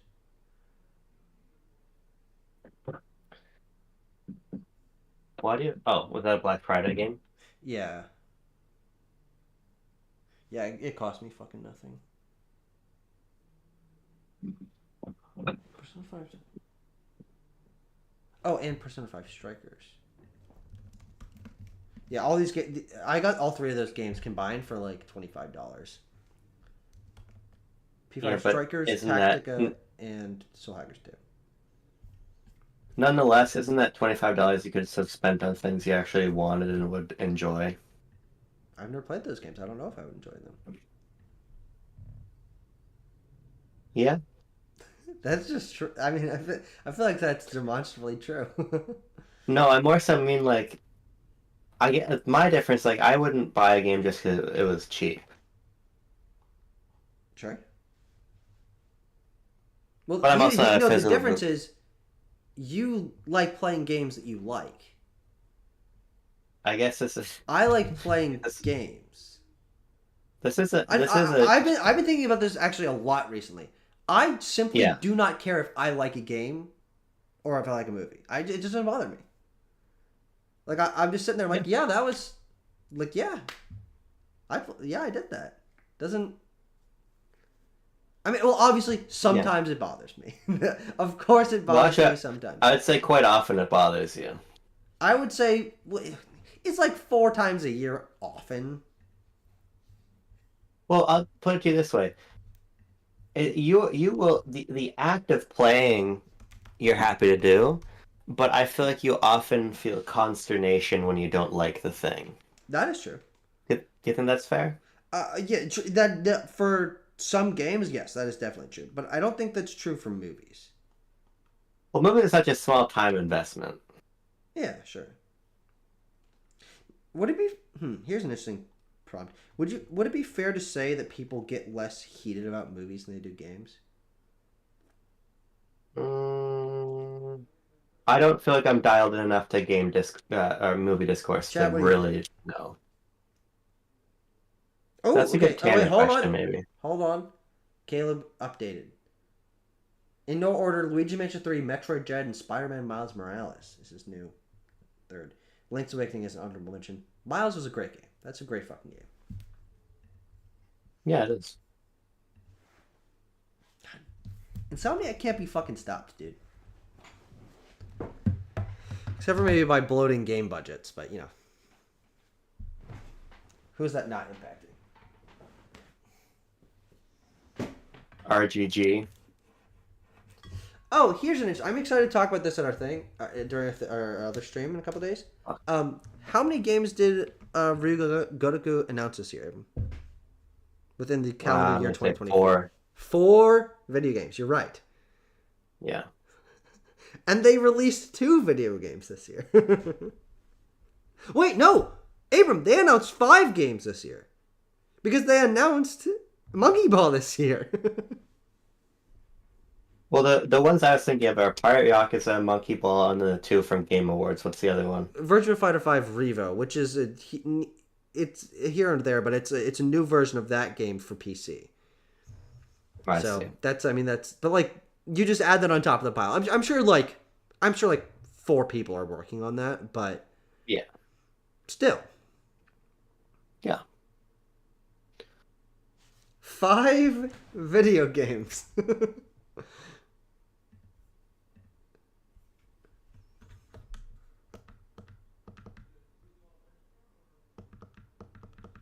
So many games. I have a question for you, Tucker. Yeah. How different do you think your play habits would be if you made a challenge for yourself for like in this 1 month I'm only gonna play games I want to play? That is interesting. Now, but because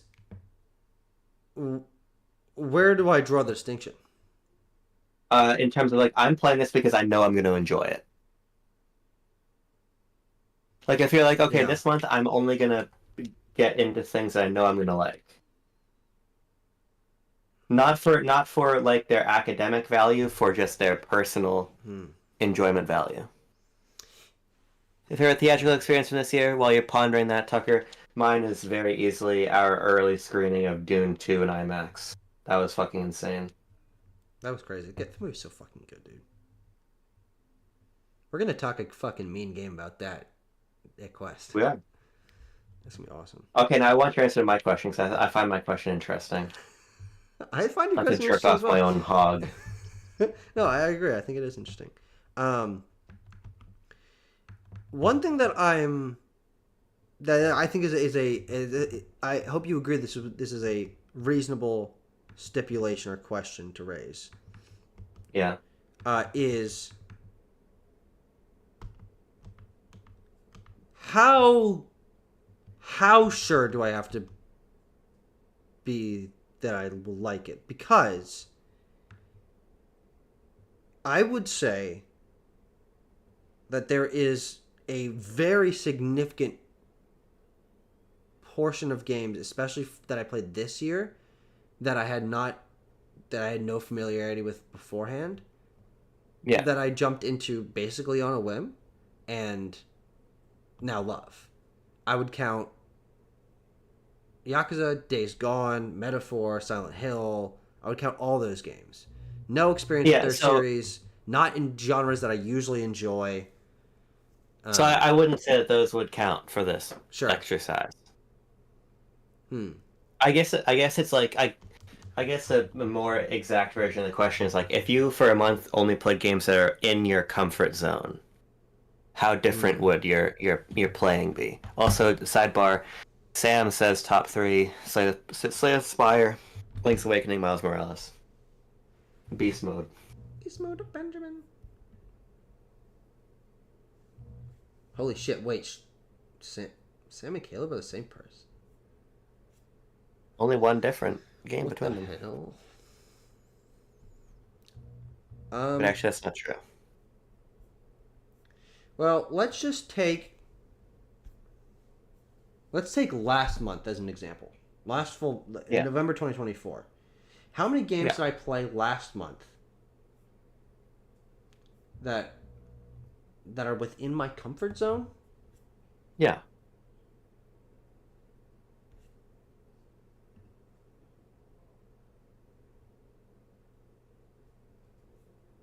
Vasca asks for thoughts on Cyberpunk.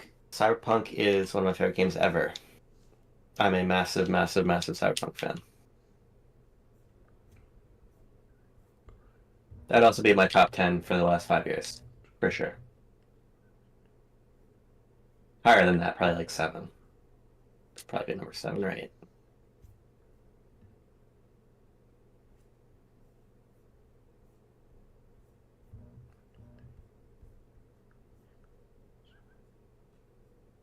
Okay, I played 35 games in November.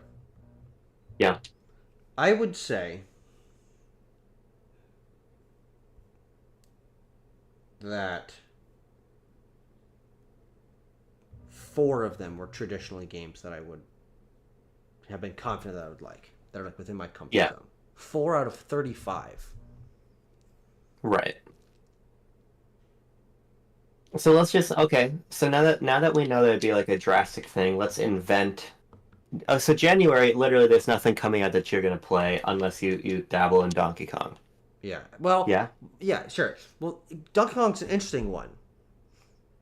Because would that count for me? Like how much do I have to like a game? Because like I like Tropical Freeze. I like Donkey Kong Country 1. I like those games. I don't love them. Yeah. But that one would count.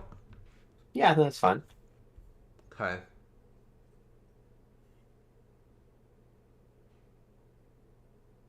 But like, so in this imagined month, like, what would you fill it with? Oh, as in like maybe like games I haven't played that I'm pretty sure I will like. Yeah, I guess what I'm just trying to figure out is like if you were, if you did what most people did and just played what interested you, you were when you have a downtime between new releases, you're going into the backlog for a game you've really been missing out on that you think you're gonna love. Mm-hmm. Like, what would that month look like for you? Not, oh, I want to play this because the dev is interesting, slash, it's a genre I want to have familiarity with, Mm-hmm. etc. Well, I'm gonna go to my list of games I own slash haven't played, own but haven't played slash played enough of. This is a Sure. game I keep on backlogged. Um, I'd say Half Life Two is one that I would add to that list Yeah. because I really do love the first Half Life, and Yeah. there's nothing to indicate that I will any less than love Half Life Two when I give it a full shot. Right. Um, maybe Dark Souls 3.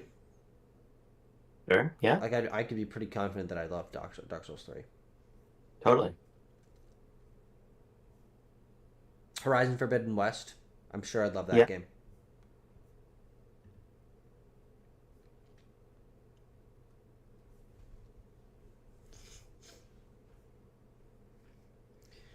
Maybe one of the Katamari games I haven't played yet. And so let's just pause right there because you've got a Cool. couple pretty significant open world games in there. Yeah. Though those games would fill up a month for me. So Those four so I games. guess like the thought experiment for me, what's interesting to me is like if you said, okay, I'm gonna actually do this, that's gonna be my month of games. Would that be a less satisfying month of Absolutely. play That'd for be you? so fucking boring, dude. That Now, would now, suck. because but this is why I find the way you play games quite interesting because when I hear that list of games, I hear, okay, well we've got four games there that are they all have quite different styles, both aesthetically and in terms Yeah. of gameplay. They're of differing lengths. They're on different platforms. There's a lot of variety there. Mhm. For in my point of view, like I look at that, I'm like, okay, well that's a really diverse month of playing. Yeah. For you, what makes that boring? Because I can basically guess how I'll feel about those games. So for you, it's not for you. There's a component of the research, but there's also it sounds like there's also an interest in or like an interest in the risk, Oh yeah, 100%. Yeah. which is a weird way to put it, I guess. But No, I think that. so Well, for you, yeah. I'm sure there's a better word we could find, but I think that's reasonable. so I would in part rather for you, remove Dark Souls 3 or Half Life 2, and of course I'm being reasonably facetious here. I'm just looking at yeah. this random fucking list. I'm looking at this list of games that I own. I would rather play Resident Evil: The Mercenaries 3D than Dark Souls 3 for a couple of And see, this is reasons. go ahead. Number one, because it's a shorter game. That already Sure. gives it some benefit. Um, Number two, I don't even know what that game looks like. Like in my mind, I'm like, Yeah. I can't picture gameplay of that game. Uh, Number three, Resident Evil is a series that is so diverse, and I feel like I've only scratched the surface of it. Yeah. Like, I just think that's, and also it's not a game that people talk about very much. And it's a game Sure. it's a game I feel like I would gain more from as a game player playing that than Sure. Dark Souls 3. Because I've played 3 FromSoft games to a very significant degree. I didn't beat Elden Ring, but I Yeah. played 40 hours of it or whatever. I know what their design style is like. I know what their design language is like. I know what their strengths are, what their weaknesses are, why I love their games. Um, but I know nothing about Resident Evil: The Mercenaries 3D. Yeah, that makes sense. And so it'd just Now be here's much more a interesting to play. here's a follow-up question. Because I have a deeper question I'm curious about, but a more surface level question is when Night Rain got announced, there was bosses in that trailer, and similarly, there's going to be bosses in that game in a broader sense Yeah. that are from soft games you haven't played. And Yeah. while Probably just yeah. I think that the freaks in our comment section are freaks for giving you shit for not recognizing bosses, Hmm. would there not be, for you as somebody who's really engaged in the conversation around games and engaged in FromSoft, a really great personal value to going into a game like Night Rain more equipped to appreciate these bosses and be more dialed into that conversation with people? Like, would that Yeah, not maybe, in sure. itself be value? I mean, maybe, but I don't know if that's. I mean, I don't know how long Dark Souls 3 is, but let's just say 40 hours.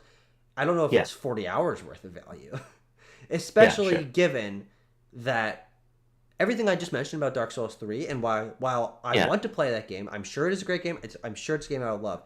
I actually very little of that applies to Night Rain because Night Yeah. Rain is actually a very different game from them, structurally Sure. and design wise. It's a new take, and so, um, and also that element of seeing the fucking firekeeper or whatever. Yeah. Someone already pointed that out to me. And so when I see the Firekeeper in the game, like, well, I know that's the Firekeeper from Dark Souls 3. I'm not going to get more out. I'm not going to know that that is the Firekeeper from Dark Souls 3 more if I've played Dark Souls 3 than I already know that that's the Firekeeper from Dark Souls 3. Or that's the nameless. Raina, Merry Christmas Eve. Thank you very much for joining. Oh, I hello, appreciate it. Raina. Hello. Yeah, now this is a very see, and now I'm going to talk about myself here. I'm going to be selfish. Let me give you an example of Metroid Prime 4. Obviously, in the trailer for Metroid Prime 4, Sylux is very heavily featured in there. Sylux I have passing familiarity with. Sylux is a very small part of Metroid Prime 3, but I'm interested to play Metroid Prime Hunters. In large part, so when I play Metroid Prime 4, I have a better understanding and appreciation for that character. Mm-hmm. Sure. I'm I'm also interested in Metroid Prime Hunters, in large part because I know I'm really gonna like that game. Sure. So something you said to me here that I think is really fascinating, and I think sets your game playing apart more than like your academic interest in playing games, Mm-hmm. is this notion that the idea that you'll like a game intrinsically, or that you're sure of it, Yeah. is actually a reason to pick something else to play. Only That's a very yes. To stipulate, because I'd like you to continue, because I think it's interesting to Yeah. hear your thoughts on it. On, only if it's not new. Because if a new game is Sorry. coming out that I'm sure I'm gonna Yeah. like, I want to play that day one. But when when a game is like in the pool of games I can choose from outside of Yeah. being in the moment for it, because I also value that maybe more than anything. I value being able to be in the moment of a conversation. Once a game is in the pool, I would rather play something. Largely, I would rather play something that has more value. I mean, I don't know. It's interesting. Well, here's a follow-up question then. Yeah, You want to play Dark Souls 3, I do. right? Yeah, I really do want to play the game. So then what would be the conditions or situation in which you would choose to play Dark Souls 3 then? Like, what would it take? Probably, probably like watching like an Easy Allies Hall of Greats, or like Andy and Blessing talking about their favorite FromSoft games, and just like them talking Yeah. about like, holy fuck, like those moments from it, dude, that game is so good. Like if I like got that, and I like got the moment like in my mind, I'm like, dude, that game's so fucking sick. Hey, how's it going? Hey. I'm just talking to Abram. Well, we're on stream, but you can come in. Okay, just letting you know, Dad and I finished everything up. He wants to watch the Nate thing, Oh, okay. so Yeah, I'm gonna grab a shower and use the restroom and all that. So probably in a half hour, Sure. 40 minutes. That's perfect. We'll wrap up by then. That's great. All good. Cool. Where was I? Yeah. No, so you're talking about how for you to be interested to sit down and play Dark Souls 3, you'd have to be like a prompt. You'd have to be prompted by like a Hall of Greats or, Yeah. or a live stream. Because here's the thing: is I like starting to play a game if it's not new, just like jumping on it. Like Yeah. I didn't plan to play Yakuza Like a Dragon I didn't. Right. I mean, I don't think I plan to play almost anything that I've played recently that's not a new game. And even then, like Silent Hill 2 and Metaphor, I wouldn't have played those games if Joe had bought them, hadn't bought them. Sure. But because I had access to them, it's like, well, I might as well try it at least. And I jumped in, I burned through those games, and I loved both of them. Yeah. But I think it's just because there's like a lot more mental pressure. Frankly, actually, here's another element. There's a lot more mental pressure for me. Sorry, what do you mean? On pressure on you to do what? Mental pressure for on a game. To play a game that I know I will like, that I've planned to play for a long time. It's like, well, okay, this needs to be like, this is like a thing. I'm going to play Dark Souls. I'm going to play Half-Life 2. Like, this is one of the greatest games of all time. I feel that way about watching Whiplash. Yeah, exactly. And so, for me, there's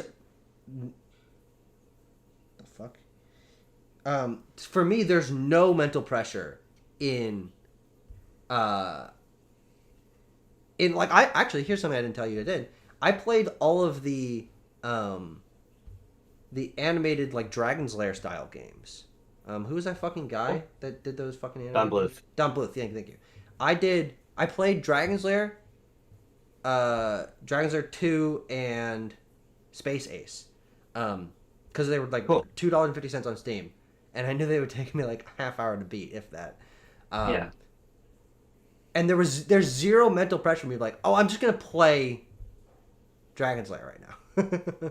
Yeah. Because I've never thought about Dragons. I mean, I have barely, but like, I never thought about Dragon's Lair really. So it's just like, I'm just doing it. I understand. So anyway, back to you. Whatever you were saying earlier. So it's interesting because, you know, I think you're getting to a sort of a more deeper difference in why we play a game. Mm-hmm. Because for me, I'm only playing a game with the intent of enjoying it. Mm-hmm. Yeah, I think that's normal. Which is to say, I'm not starting a game. If I'm trying out a new genre or I'm trying out a new series or something, it's because I have some sort of sense that this is going to be something I like a lot. Yeah. And the idea of being iffy about my enjoyment of a game makes me a lot less likely to jump into it. Sure. And so I think it's interesting. Brendan Hess from The Crawl says Blomduth. Just. That's very critical. That's a very critical thing that Brendan has added. And so I think the idea of jumping into a game from the past in particular that I don't know if I'm going to like is just something that doesn't quite compute in my head, because to me it's almost the inverse. It's like if I'm going to take a risk on something, mm-hmm. I'm probably going to be taking a risk on something that is new and has some sort of momentum around it. Yeah, so I think we're similar in that way. Yeah. But like I think Eamon's being sarcastic. I don't know what he's referencing. Do you know what he's referencing? I'm usually sarcastic about many things. I think we're both being serious about this conversation. Maybe there's like a joke we made. I don't fucking know. Yeah, this conversation. Tell us in the chat what you thought Abram was being sarcastic about, so we can. I think it's when I said that was a useful contribution. Oh, that was definitely sarcastic. Yeah. And I was not sarcastic about that at all. No, that was serious. Yeah. I also, here's another phenomenon in my head. When I hear people talking about, there's a chance that 1080 snowboarding might come back, it's not, it's not an impeding sense of that. However, there's is that discussion true, by the way? There's rumors about that? No, there's informed speculation that NST could bring it back. Because one of the head people at NST has voiced in the past an interest in bringing back the series. Or maybe I'm confusing that with Wave Race. It doesn't make a difference. The point is, if something's coming back that I'm interested in, I suddenly want to go ahead and play the precursor. Yeah. So my enjoyment can feel more valid in my own head. Yeah, no, I understand that. Yeah. Like I don't want to. I do that as well. Yeah, I mean that's why we do the movie binges. Yeah, sure. Same principle. Yeah. And so I guess ultimately, I'm waffling a bit, but I'm trying to make my way into a thought. Are you still playing? I am still playing Halo. Okay, just want to check. I had this idea for a piece I wanted to write that I still might write for my blog about what I view as the parallels between my love of working out and my love of playing games. Mm-hmm. Sure, that'd be an interesting topic. And working out is a very repetitious activity. It's not very often that I'm introducing a new exercise. If I am, it's because I'm reasonably sure it's going to provide me with a material gain. Mm-hmm. You know, I'm having trouble, I'm plateauing with one exercise, I'm going to sub it out. But I'm not going into the gym every day saying, "Oh, I'm going to try some new technique." It's repetitious. Yeah. And of course, that is a healthy mindset to have for working out. Because the only way to actually improve your muscle 100%. is to repetitiously break down the muscle and rebuild it over time. Yeah, and so I think for me, if you did one leg day every 2 weeks because you were too busy doing fucking left pinky day, right pinky day, left earlobe day, you wouldn't get shit done. And so I think I just have an interest in having that sort of strengthening the muscle approach to all my different interests. Yeah, that's fair. And so when I'm thinking about playing games, but frankly, if I'm lost and I'm not sure what to play, I'm just always going to go play Halo because I really like playing Halo. Mm-hmm. Or I'm going to play F-099, or I'm going to do whatever. Yeah. Until I figure out what, for me, that next sensible thing is to build my muscle base as it relates to games, which would be like, okay, I'm going to play the today's snowboarding games. I'm not sure I'm going to like them, but they're Nintendo games I haven't played. I have an interest in developing my knowledge of Nintendo further, and I think I'll have fun with them. Yeah. So I think that I have a very narrow interest in the type of movie I watch, the type of music I listen to, the type of game I play. Yeah. Not because I don't have a lot of interest in those forms of art in like a broad way, but because I have this very, very particular philosophy of slowly building over time this this deep knowledge for the things I really like. Mm-hmm. And so I'm really interested in this idea from your POV of guaranteed interest actually cutting against what you're looking for a lot of the time. Sure. Respond? I'm just like not... to. Usually... Okay, look. Usually when I'm in a conversation with someone, they say over when they're finished talking. Oh, over. Okay. There we go. that? Phew, now I know. Now I know it's my turn to talk. Yeah. Well, as you're describing that, I was thinking about one specific interaction that you and I had a couple months ago Okay. about your girlfriend Okay. and how it was driving me fucking insane that she would eat the same thing for breakfast every day. Oh no. Yeah. Okay. Like yeah, that yeah, made me yeah. like viscerally annoyed, and it's not a logical thing. Yeah. She can do whatever she wants for her. It's for her fucking breakfast. I have no business in that. But it bugged me deeply to fucking come downstairs and she have the same goddamn thing on her plate. I'm like, what's wrong with you? Eat something else. Are you broken? Yeah. Like my mind is so geared towards every time I go to a restaurant, I almost never get the same thing. Because I'm like, well, I already had that. Well, and similar to like why I wouldn't want to replay a game, like, well, I know what that's like. Like there's very little value in it to me. It's like I had that experience already. Like why would I do it again? And so I similar to games to obviously to a slightly different degree, but like if I'm choosing to experience something new, I would rather it be a wildly new experience than a partially new experience, because a wildly new experience is going to teach me more about myself. It's going to teach me more about the industry, teach me more about my taste. It's going to allow me to connect to other people in a deeper way because I have a wider variety of experiences. And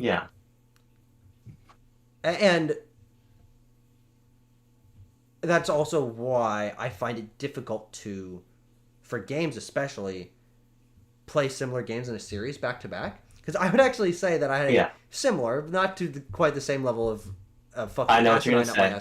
When you played all the Halo games back to back a couple years ago, that made me upset. I'm like, what the fuck is wrong with you? Just go play something else. Or when I played all 6 DMC games back to back to back. Yeah, that's similar. That's similar. Yeah. So now I think it invites I think there's an even deeper difference. Sure. That you can talk about or not. Chew on. Yeah. But I'll put it to you this way. Let's go back to the breakfast example. I think I mean, in a practical sense, Johnny eats the same thing for breakfast because she has an easily irritable stomach. I mean, that's the simple answer. But I think that the more interesting point is that variety in her life is not coming. Or, put it to you this way, variety doesn't need to come from every dimension of her life. Mm-hmm. Yeah, sure. And I feel similarly for myself, which is to say, I don't need there to be variety in the games that I play. Yeah. Because the variety in my life comes from the fact that every day I listen to a lot of music, I go to the gym, I play games. Yeah. I'll watch a TV show or a movie, I'll read something. The variety is coming not from differences in a certain activity. The variety is coming from a number of different activities happening in my day. Sure. And I think that also colors the differences, because I would say it's safe to say you play 3 or 4 times more in hours played games than I do in a year. Potentially, yeah, I would say that's about true. And so I think that if I were like you and a much higher portion of my day was dedicated to games, that I would probably feel more similarly to you. Yeah. Does that make sense? No, I think that's probably true. Yeah. Well, I mean, yeah, I think so.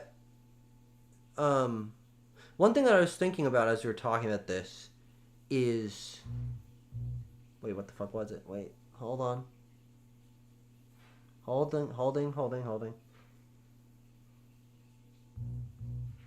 There was some... I had a thought a couple days ago that I was just thinking about to myself, and now I'm trying to fucking unearth it. Wait. Oh god, it's deep in there, buddy. Okay, wait, hold on. I'm just going to read the comments here. I can't remember what else I'm fucking saying. Brennan says, I find myself in a constant tension between the both of your methods and POVs on this. Caleb says, playing sequels back-to-back blends them together and kind of dilutes the experience in his opinion. Then Goska says, first I asked Tucker his opinions on the Portal, then my cousin arrives with the Portal, then my Threads feed presents me with 3 consecutive Portal-related posts. Is this a sign? Yeah, I guess so. And then Brendan says, Halo's not a great series to marathon IMO, but that's not always the case for other series. And he says, that was not intentional pun. Lol. Marathon joke. Very good. Bungee joke. A little bungee humor, a little bungee jumping. I was talking about, I think the core of our difference is that your proportionally higher game time, to me, puts a greater need for your game time to be more diverse than mine. Yeah, potentially, but I would say that an even deeper, like more psychological thing, that I think maybe kind of goes against what you're proposing, though I think that's probably true to some degree, is that I apply this same logic to basically everything that I do. Sure. With food or movies or books or games or comics or like any of that stuff. Or restaurants. Like I really don't have much interest in going to the same restaurants. Here's an interesting example. I don't like using the same toilet stall multiple times in a row. Like, I'll walk, like, when I worked at the library, I would sometimes go to the bathroom on the other side of the building when I had to go to the bathroom because, like, I use that other one. Might as well mix it up.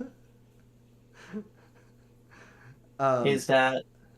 So what I'm saying is this permeates my being even deeper than games or movies. And another thing I remember I was saying, wait, it's going. Wait.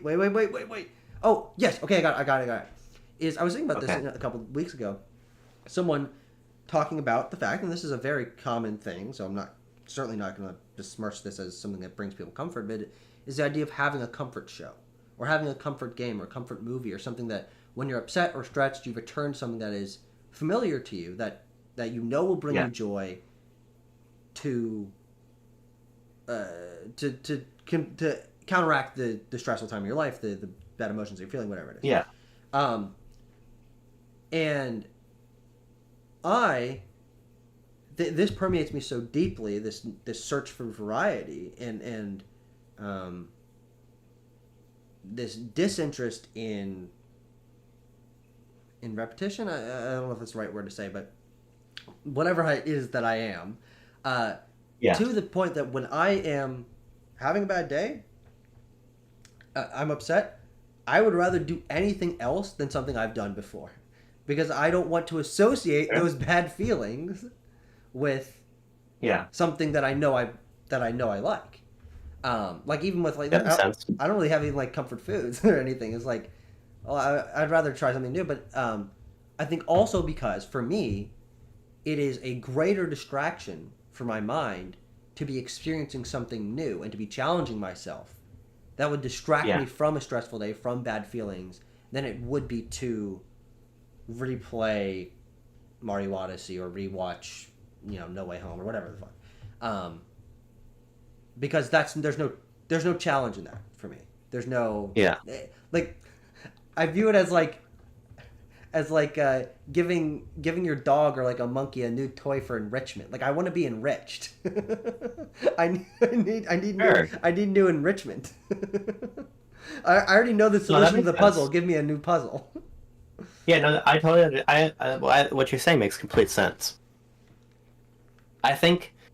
What did Brandon say here? I resonate with Abrams' point about how availability, game time, and how that affects what you pick to play. Yeah. I mean, here's what it is for me. I don't really think that playing games challenges me. Mm-hmm.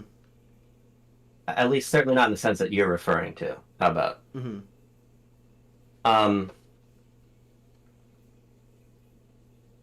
And I think that's a difference. Like I think would you say that maybe that's because of the games you choose to play? Like I think you would be a lot more intellectually challenged if you jumped it right in the middle of like Civ 2. Sure, or put it yes and no. Like I mean, I like the level of decision making that goes into a match of Halo, in a literal sense, does challenge me. Yeah. And particularly, because I play a lot of competitive games like this, even if I play them more casually, there is a literal challenge there. Yeah. And I do enjoy, again, in a literal sense, to play a game on a more challenging difficulty. But I think that it's like, let's think about the idea of a comfort show or something in particular to not get too lost in the sauce, mm-hmm. I guess. Mm-hmm. I'm doing that so I don't have to, so I can think less, or I can dial in more. Like, part part of why I play Halo a lot is that when I'm playing Halo, I'm really locked in. It's familiar, but it requires a high degree of focus.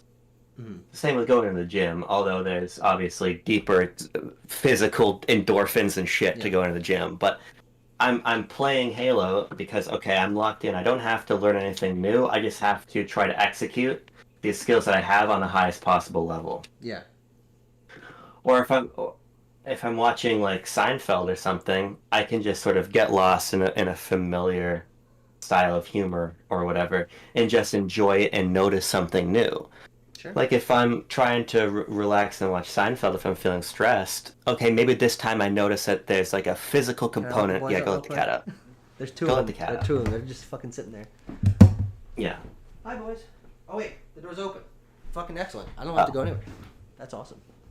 Like I might notice a component of physical humor to a joke or a scene that I didn't notice on a previous viewing. Yeah. I'm not trying to, like, it wouldn't make me feel better. Again, if we're focusing just on this idea of a comfort thing, I have to sit down and try to learn a new dynamic between characters or learn a new style of gameplay. Sure.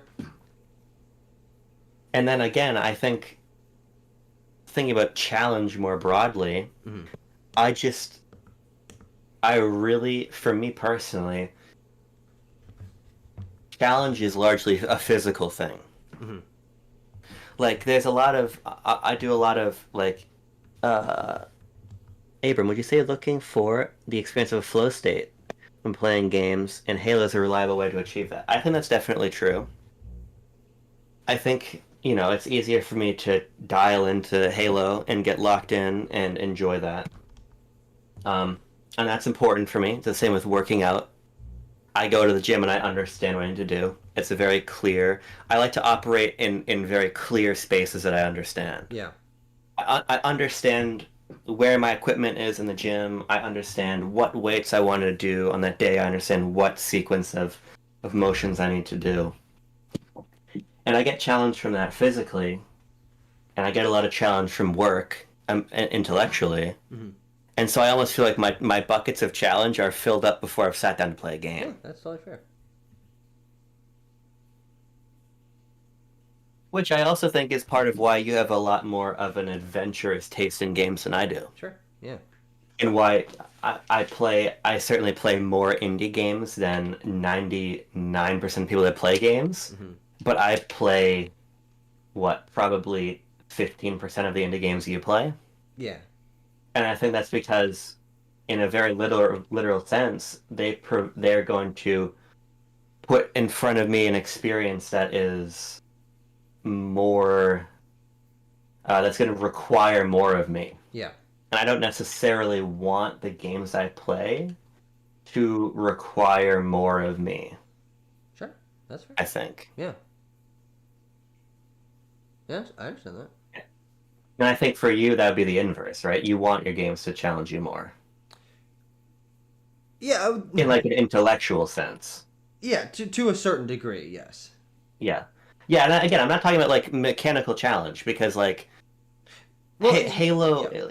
Sorry. Because, like, if I'm replaying Halo on a higher difficulty than when I played a Halo game the previous time, that is a literally, like, more difficult experience, but mentally it's not that much more taxing. Yeah. It might be more annoying, but it's not like, it's not sitting down to play 1,000 times Resist, if that makes sense. Yeah. Sure. Yeah, I think what's interesting about the way we talk about these things is that, to the idea of parallel play from earlier, we're searching for the same sort of emotional reaction to things. Yeah. An intellectual reaction to things. We just find it in different ways, even within video games. Because the way you talk about wanting to be able to understand Halo on a deeper level from the repetitious act of playing, obviously that's not a sentiment that I share. And I don't know why. And to your point earlier about being able or of being frankly being like upset when I'm not the same, that drives me bonkers. All right, what do you mean? We were talking earlier about how like when I dislike a game, sometimes it can be very taxing on me. Oh, yeah. Okay. And I can that same sentiment can extend even further. I mean, it's very frustrating to me.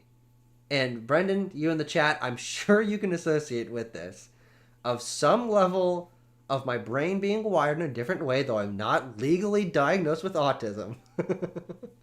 Yes, yeah. The asterisk. Okay, asterisk on. What do you? What, yeah. Thunderbolts asterisk. Yeah. That I find it near impossible. I intellectually relate with what you're saying, but on an emotional level, I don't understand it at all. And that makes me feel different and alienated in some way because I know that very few people share the same mental process I do with games specifically. Is something I think about frequently, obviously. Yeah. And it can make me feel like I'm doing it wrong, though I don't. No one's telling me that. Yeah. And so like I don't know. That certainly compounds things the more I think about. Well, let me put it to you this way. I mean, I've talked about. I'm not quiet about it, but I don't talk about it super often. But obviously, I have pretty severe OCD. Yeah. That I've taken therapy for. I've tried taking medication for. There's a lot that I've tried, and it's been a challenge I've had since I was literally like probably 6 or 7 years old. And so I have always lived in a headspace that I know for a fact it wouldn't, if you put if you put somebody who doesn't struggle with OCD into my brain, the way I simply move through the world wouldn't make sense to anybody else. Yeah. And so I think for me, I know that on a base level, my life is already pretty wacky on a very, very base level. And because of that, I don't really feel any Halo's type of way. Just normal to a guy like you. Like I don't feel any type of way about whether or not the way I engage with stuff is different or might be perceived as odd. And obviously my tastes conform with the majority in some ways, but in other ways they don't. I wouldn't. A good example is I wouldn't feel comfortable calling myself like a big fan of Devil May Cry, even though I played all those games back to back to back, because I don't feel like in my head I played them on a high enough difficulty or I've played them enough times and at a high enough skill level to have that kind of title. So I know that there's shit in my head that doesn't make sense, but I guess my larger point is I just take solace in the fact that, like, look, I'm doing my own thing in life, in my head, in the way I play my games, and I just rock with that, really.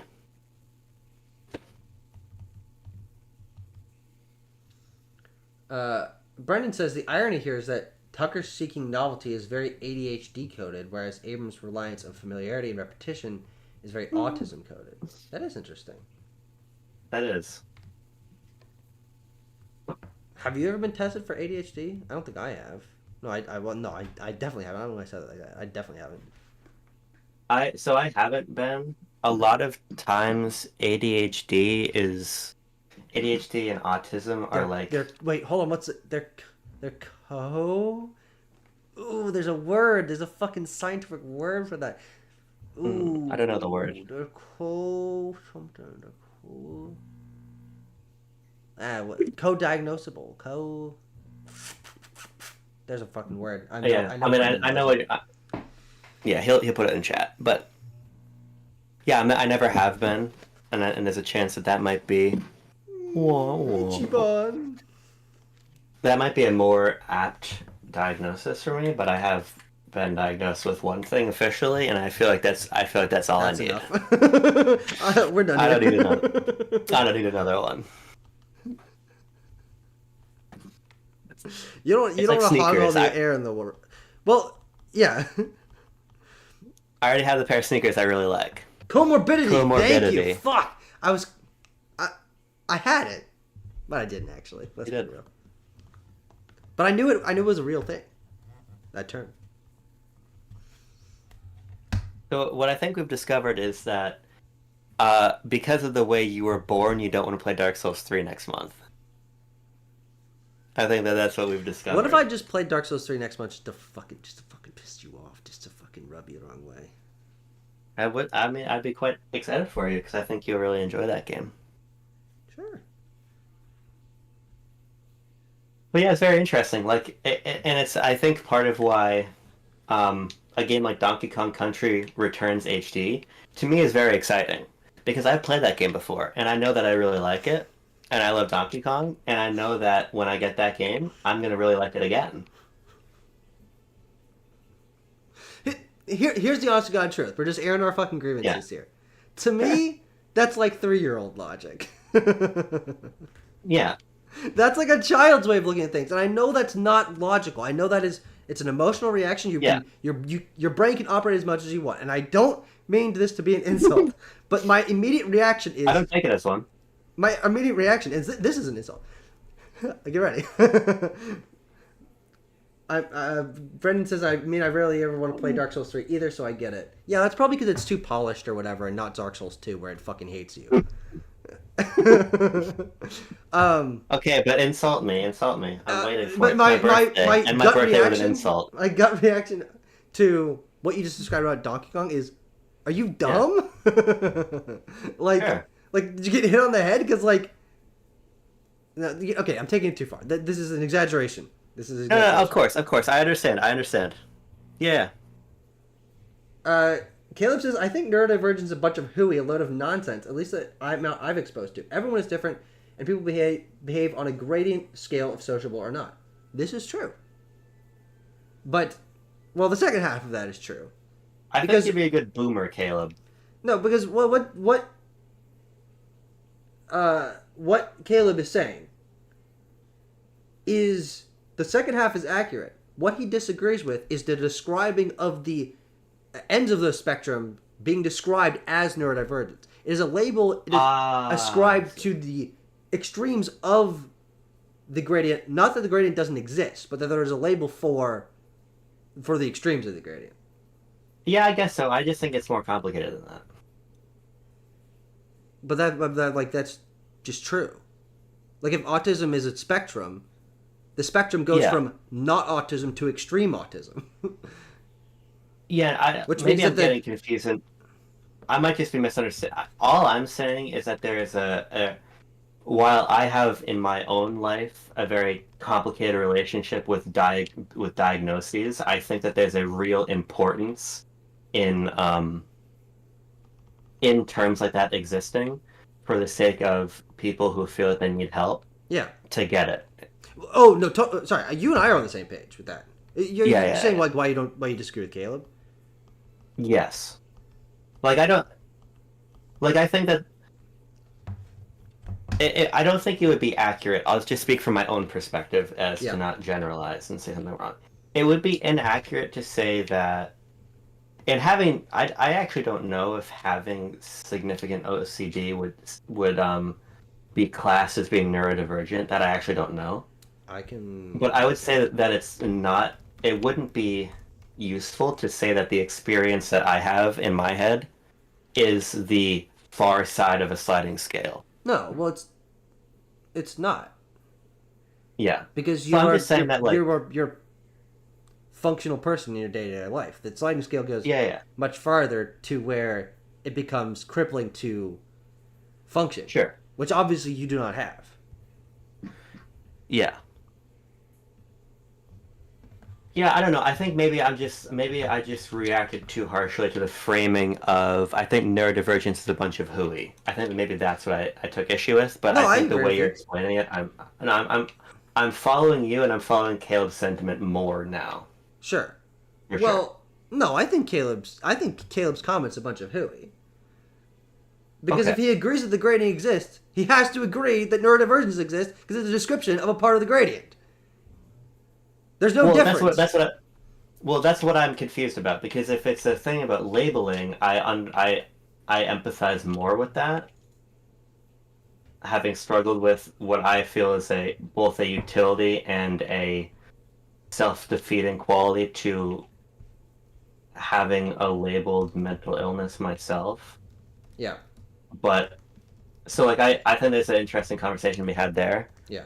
I would say that if the premise is that outright the notion or the utility of neurodivergence as a term and a concept, that's what I would not agree, or I would not find that to be a reasonable position. How about? Yeah, no, I agree with you. But go back to insulting me about Donkey Kong, because I feel like we're close to something interesting. You're calling me a baby-brained rube, I think. Yeah, well, more than usual. Sure. Well, again, I think it comes back to, for me, I'll give you an example right now. I'm reading a book currently called The Big Fix, which is about Camille Nanjiani was in that movie. It's a good Big Sick reference. I always appreciate it. I'm reading a book about the steps that we can take as individual citizens of the U.S. Individual citizens of the U.S. to help combat climate change. And so to me, Don't get distracted by the chat. Continue your thought. Yeah, so to me, playing Donkey Kong is, in comparison to learning about that and figuring out ways to be more politically active in that way, very small potatoes. Yeah, I would agree with that. Wait, what the fuck? But what I'm saying is that, again, it goes back to a difference as to whether you're looking for challenge in every dimension of your life, or just want a presence of challenge someplace. Sure. I fall into the latter camp. Yeah, of course. So yeah, we definitely covered that. Yes. Yeah. So what I'm saying is that I don't really give a fuck at all if I'm really excited to replay a Donkey Kong game I've already played, because I'm also in these other dimensions of my life, in undergoing pursuits or fields of study. Sure. That do challenge me. Yeah. So playing Donkey Kong is largely irrelevant in the main to whether or not there's challenge in my life. So maybe I can understand being baby brain in that one respect, but again, I'm thinking me playing that game is one part of a much larger equation as to whether or not I've got challenge or not. Yeah.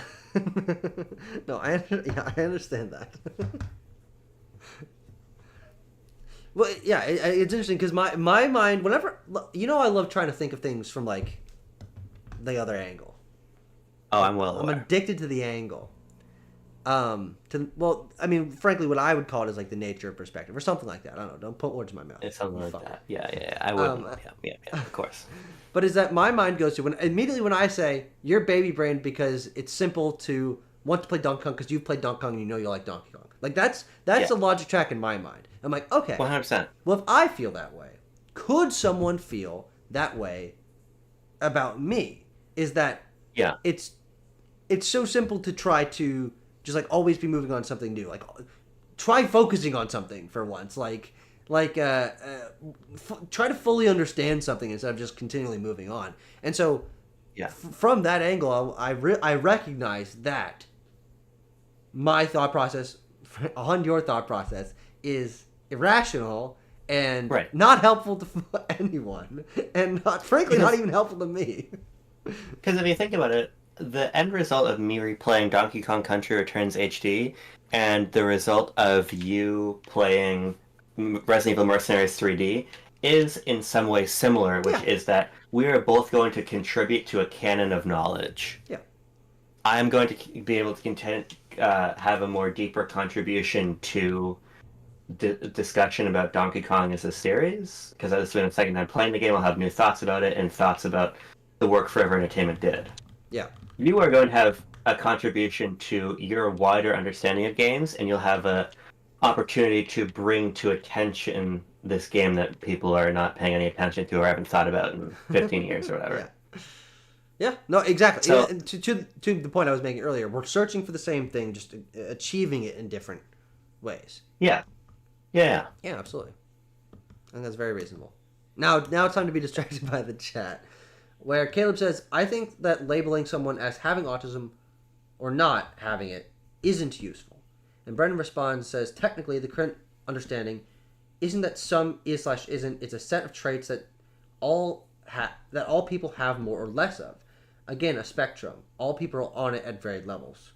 Yeah, I mean, Brendan is like sociologically and scientifically correct about that. It's just the idea of use in this context, I think, is interesting because we know, because we see we know about the world that some people who have extreme traits that we do correlate with autism need help managing those to feel comfortable with themselves and be able to live a fulfilling life. And the use of the label of autism and having the spectrum being sectioned into a part that labels things as more extreme or not is that people that those traits apply to can then, because there's a word for it, can then go to a doctor whose speciality is in those areas. Yeah. And can use resources that would allow them to have a better understanding of themselves to have a more fulfilling life. And if, I mean, maybe I just not understand what Caleb's saying, and I'm more than happy to have him, talk on Discord or send it here if I'm not understanding. But I don't see there's any use to not having it. Like, what would be the benefit to not having the label? Just again, I'm engaging with Caleb. Continuing with what Brendan said to get us back to games, he says, anyway, back to the more important topic earlier. Dark Souls 3 is a great game. I just prefer some of the mechanics of other Souls games. That's exactly what I said. I knew it. I read it right into your mind. I said it. I said it in a simplified and potentially mildly insulting way, but I was reading into your mind. And at the end of the day, isn't it really what matters? I would say no. No, it doesn't. No, yeah. Oh, and the level design. I think 3 is weaker in that regard to the others. That's an interesting point, Brendan. I know this doesn't mean much to you, Abram, but to engage with Brendan for a second, I know that both Dark Souls 3 and I believe Demon Souls are like segmented into levels, where you like select, I'm going to go to this area. You are teleported to that area, and then you explore that area. And that is part of the reason why I have been at least somewhat hesitant to jump into both of those games. Because to me, with Dark Souls, Bloodborne, and Elden Ring, which are 3 of my favorite games of all time, part of the reason why I find them so addicting and compelling is because they do exist in one interconnected world with the possibility of disparate areas reconnecting later on and recontextualizing the scope of the map and the skill of developers. And so segmented level design really isn't that exciting to me. But I haven't played enough of that game, of either of those games, to know how I feel. I don't know. That's just like my gut level reaction, which is actually interesting because it's to your point earlier. It's like I want to play the kind of game that I know I'll like, and not the one that I think I won't. So I contain multitudes, which is what we're learning really at the end of the day. Can I contain only 2 multitudes though? Like not too many. I guess that's sort of a question for the dictionary because I don't know how many constitutes a multitude. Yes. How many tudes? Yeah, you're right. I guess it would have to be a tude because you're getting multiple tudes. Yeah. Much to consider. I'm really getting my ass beaten in this lobby here, I have to be honest with you. In what? This Halo 4 lobby I'm in. Alright, I am almost 10 levels higher than I was when we started. I have a love of the Halo 4 multiplayer I didn't know I had now. Than you did an hour ago? Well, I mean, I've been playing Halo since we started this stream. How long's the stream been? Oh, Probably 3 hours or more. 2.5 hours. 2.5 hours. That's very interesting. Yeah, I'm gonna call it quits here soon because it's almost midnight and I'm sleepy. Brennan says Demon Souls has a lot of that within each segmented area. 3 is a bit more linear, but 3 is much more forgiving with the bonfire placement since the bosses are much faster and much more challenging. It sounds like Dark Souls 3 sucks and you're right. I know you didn't say that. I'm joking. Exaggerated for comedic effect. But yeah, what you just said about that does not...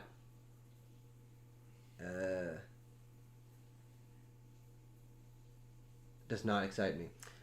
Caleb says, my final thing to say about the autism thing is that it's annoying when people say blank is an autism thing when it's completely normal. Then people assume they're autistic because they also do that. I agree with it. Both of them agree with that. That is a problem with people misusing the term, not with the term having a proper definition. This is something that I had to come to terms with myself. Because I think you have to separate a clinical diagnosis from a sort of particularly Gen Z culture of self-diagnosis. And I think that self-diagnosis is a good first step towards getting a legitimate diagnosis that can have a positive impact on your life. But I think stopping at the self-diagnosis is not useful. No. Yeah. And I don't think that I'd agree with that. But I think that alone is not worth tearing down the whole infrastructure of neurodivergence and labeling as a result of. Okay, this is gonna be my last match of Halo here, and then I'm gonna put on my striped pajamas, my nightcap. I'm gonna get my little candle. I'm gonna flex my tiptoes. Flex my tiptoes. Get ready for tiptoeing. Exactly. Now, circling back all the way, combining what we were just talking about with something we were talking about earlier. Yeah. Any games that you or I, the royal your, are interested in playing at the beginning of next year.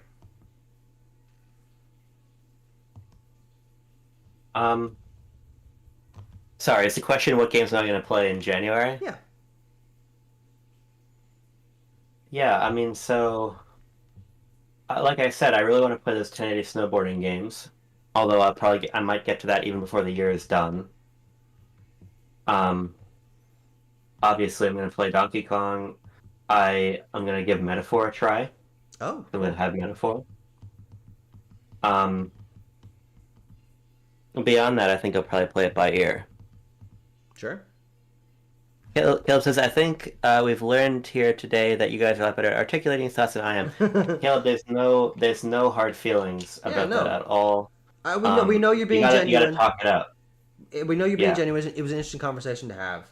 And I think you did explain your thoughts. You're just not on the fucking video where you can just like actually explain yourself. You have to wait for the fucking chat to go through and you have to send a message and everything.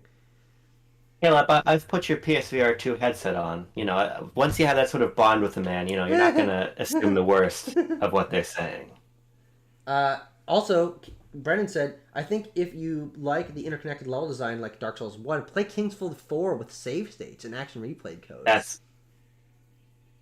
And now, see, that's more compelling to you, isn't it? That sounds fucking crazy, dude.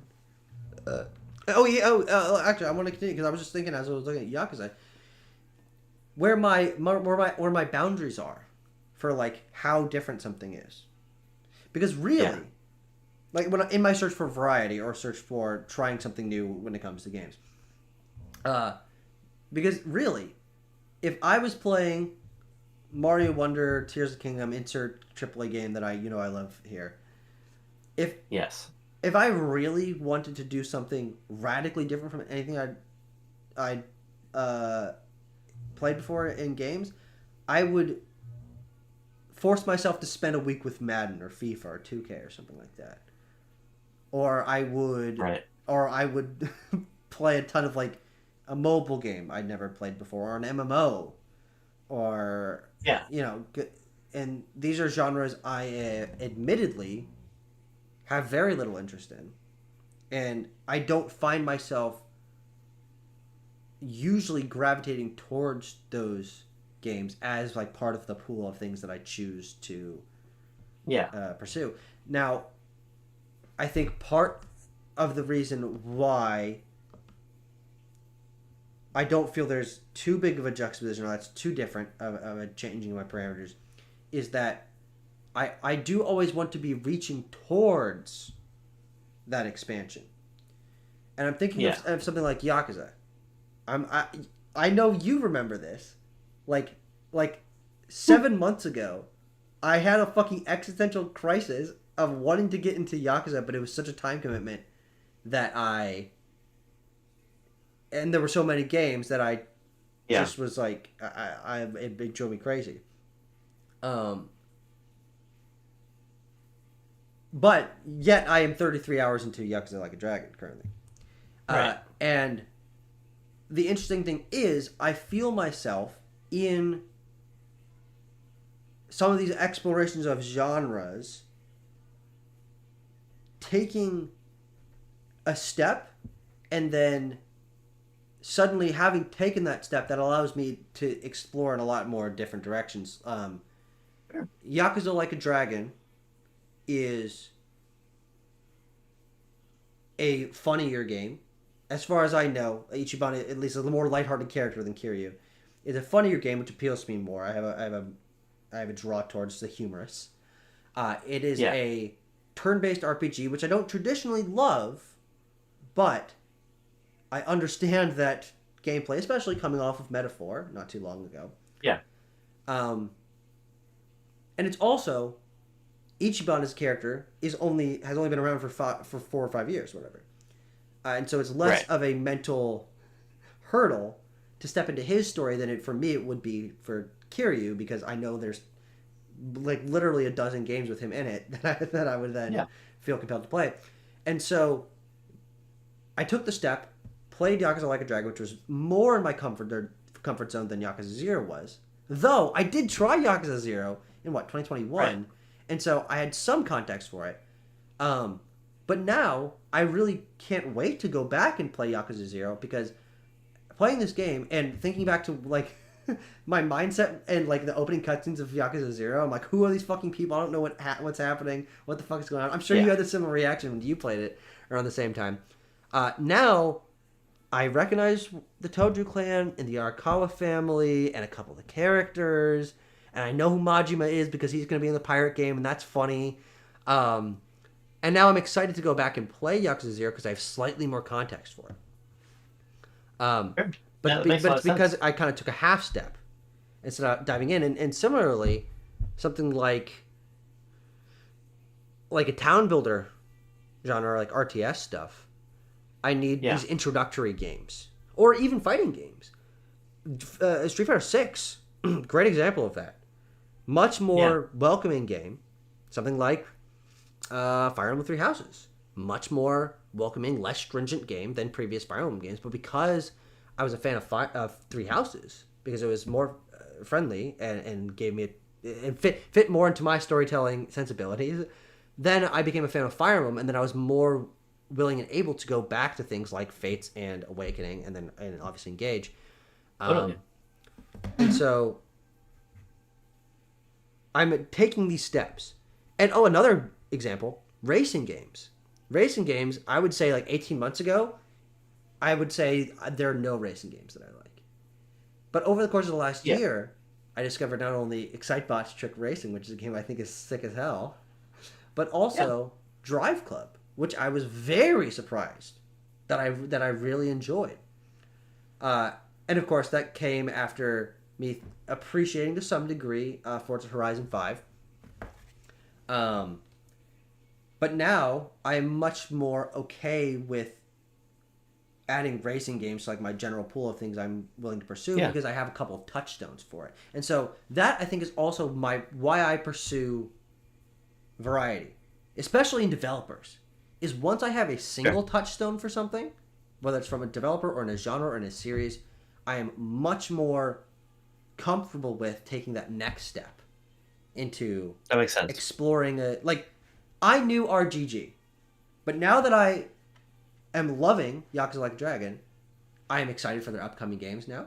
I probably won't play Pirate Yakuza when that comes out, but I want to play Project Sentry when that comes out. I'm more interested in playing the rest of their catalog, and because I have a game from them that I know that I love. And so to your point, it's kind of similar to what you were saying of like, I want some familiarity with something. Yakuza Like a Dragon is now my into the wider Ryuga Gotoku ethos, because previous to this, I played 4 games from them and I didn't like any of them. and same with like Kirby, right? Right. I played all those fucking games because I was searching for the one. I was searching for the one that made me appreciate Hal's design philosophy and the potential of Kirby as something I can like. And now I can't fucking wait for the next Kirby game. Are you kidding me? I'm gonna lose my poop when that happens. Or like Atlas. Now that I love Metaphor, I can't wait for Persona 6. I think it's gonna be sick as fuck. You just need that one in. And I think back to like Xenoblade or Fire Emblem and watching these early Switch era Nintendo Directs where there was a bunch of Xenoblade trailers like, boring, what the fuck is this? But then I played Xenoblade 2, loved it, and then when Xenoblade 3 was out, I was like, I couldn't get enough of fucking learning about that game. And so it really is about experiencing, for me, and I don't know if this, like my excitement about this translates to you at all, like, or like, maybe exploring a little bit more, but the idea that I think I can become a fan of a wider variety of things. And I know I can. I've experienced myself suddenly being a fan of Street Fighter, suddenly being a fan of Atlas games, of Yakuza. But I had to take a step outside of my comfort zone in order to expand my comfort zone. And that's what I'm always looking for, is to expand my comfort zone by stepping a little bit outside of it. and then it becomes, then I have so many more options to choose from. I like so many different studios now. So that's kind of a cap on all that. Yeah, that makes a lot of sense. Let's look at the last couple comments here, and then we'll call it a day. Caleb says, after finish Brothership, my plan is to play Sonic X Shadow Gens, then either Sonic 06 or Prime 2 and 3, depending on when Prime 4 comes out. I want to play those before then. We'll see. We'll see if that Prime 2 remaster is real or not. If the game comes out in March, no fucking way. I tend to agree. As I've been saying to Bo, Caleb, I think you gotta just play them. They're great on Wii. That's a totally fine way to play those games. Yeah. But yeah, I also have to play Sonic Shadow. I still haven't really played it after buying it on Black Friday. Rika Lee, thank you so much for popping in. Wish you been here says Merry Christmas. But I hope you enjoyed your Christmas Eve. Yeah, says hope we're both doing well. We are doing well. Thank you very much, Rika Lee. Merry Christmas to you too. It's officially Christmas here on the East Coast in 9 minutes. And your boy. In 9 minutes. Well, we should wait 9 minutes so I can say happy birthday, and I'll fucking hang it up on me. I'll end the stream immediately after I say happy birthday. It wouldn't be my birthday. In 9 minutes. What? Oh wait, no! Now's your birthday. No, It's been shit. Yes, it's been my birthday for 23 hours and 52 minutes at this point. I had it backwards. Brendan asks if I've played Marathon yet. I've not played Marathon yet. I will play Marathon. I have Classic Marathon downloaded on my PC. Yeah, they're free. I think it's put them on my Steam Deck. Sure. Which would be cool. But yeah, in 2025, I really would like to play the Marathon games. I'm curious if the new Marathon is going to come out this year or next year. I don't know. I hope so, for their sake, frankly. Well, I was saying because Steam put out that whole thing about like here are games that were top grossing, highest revenue. Destiny 2 was number 3. I think that Bungie is more so mismanaged than they are hard up for cash. If I had to, if I had to make an assessment, but that is not good. In fact, it's actually far worse, in my view. Yeah. Because if you're running a successful game and you're on the precipice of what you can only hope and reasonably control to be a likewise successful game, you shouldn't be laying off swaths of your team, and those people who leave should not have as sour things to say about working for you as many of them do. But nonetheless, Maybe if they made good games, because they'd be I'm working there. because I'm an immoral consumer, I'll be buying Marathon immediately. Freakily Says reminds me how I got into Xenoblade and anime in general, thanks to playing Xenoblade X and 2, and how A Hat in Time made me love indie games and open my mind to them. That's very cool. I really like that a lot. Yippee! They play great in Steam Deck, Brendan. That's wonderful news, because let me show you. What do I have right here? I have a Steam Deck. Yippee! The Steam Deck makes me feel feeble. What the fuck are you talking about? So I was playing the other day and I was holding it. I'm like, damn, this thing's kind of heavy. Maybe I gotta rest this on my knees. Now here's a question. What you need to do is triangulate which muscle groups are activated by this motion, and Do add isometric holds in the gym. and add something to your workout routine that increases your stamina for that motion. Right now, I do a push-pull split, where I train. Buddy, same. I don't know what I'm talking about. Right. Sex. Where I train back and buys one day, and then chest and triceps and shoulders another day, and then I do cardio at the end of each of those days. Maybe I'm gonna add another day where I go to the gym. I just pick up a weight plate and I stand like this in the corner of the gym for 45 minutes. I think that would be not only helpful to your body image, but your mental image of yourself as well, and the image the other people around you see you as. Yeah, add one day to my split, which is just a 45-minute isometric hold. I think Brendan says, no joke, do more face pulls. What's a face pull? A face pull is where you grab. It's a cable exercise, and you basically have this like. It's like the Mario 64 shaped cable. Loading screen thing. You grab it and you pull it back like your hands to either side of your face. I don't really have any face pulls in my program right now, so I will add in face pulls. This is a great. Brendan, this is a wonderful birthday gift you've given me here in the last 5 minutes. Buzzer beater. New exercise for my program. Oh, I got a question for you. What was your best birthday gift? Oh. My parents got me a toolbox, and they got me a bunch of tools to put in it. You know, they got me an adjustable wrench. They got me a socket set. They got me all kinds of things because I do a lot of DIY projects around our house, but I'm mostly borrowing my housemates' tools to do so. Oh, I see. And I've been thinking to myself, as of late, man, I'm going to have to buy my own tools soon. I didn't even ask him for this. This was just a gift they came up with off the top of my head. Off the top of your head? Sorry, off the top of their head. See, I'm very tired. Thank you very much, Brandon. Cool. Yeah, that was a wonderful gift. What did your uncle do? The pleasure of his company. Oh, fair enough. But he always gets a good Christmas gift. Tools are expensive. That's why it was such a practical, thoughtful gift that saved me a good bit of money. So. Hey. Cool. We're ready? All right. Look at that! Look at that perfect time.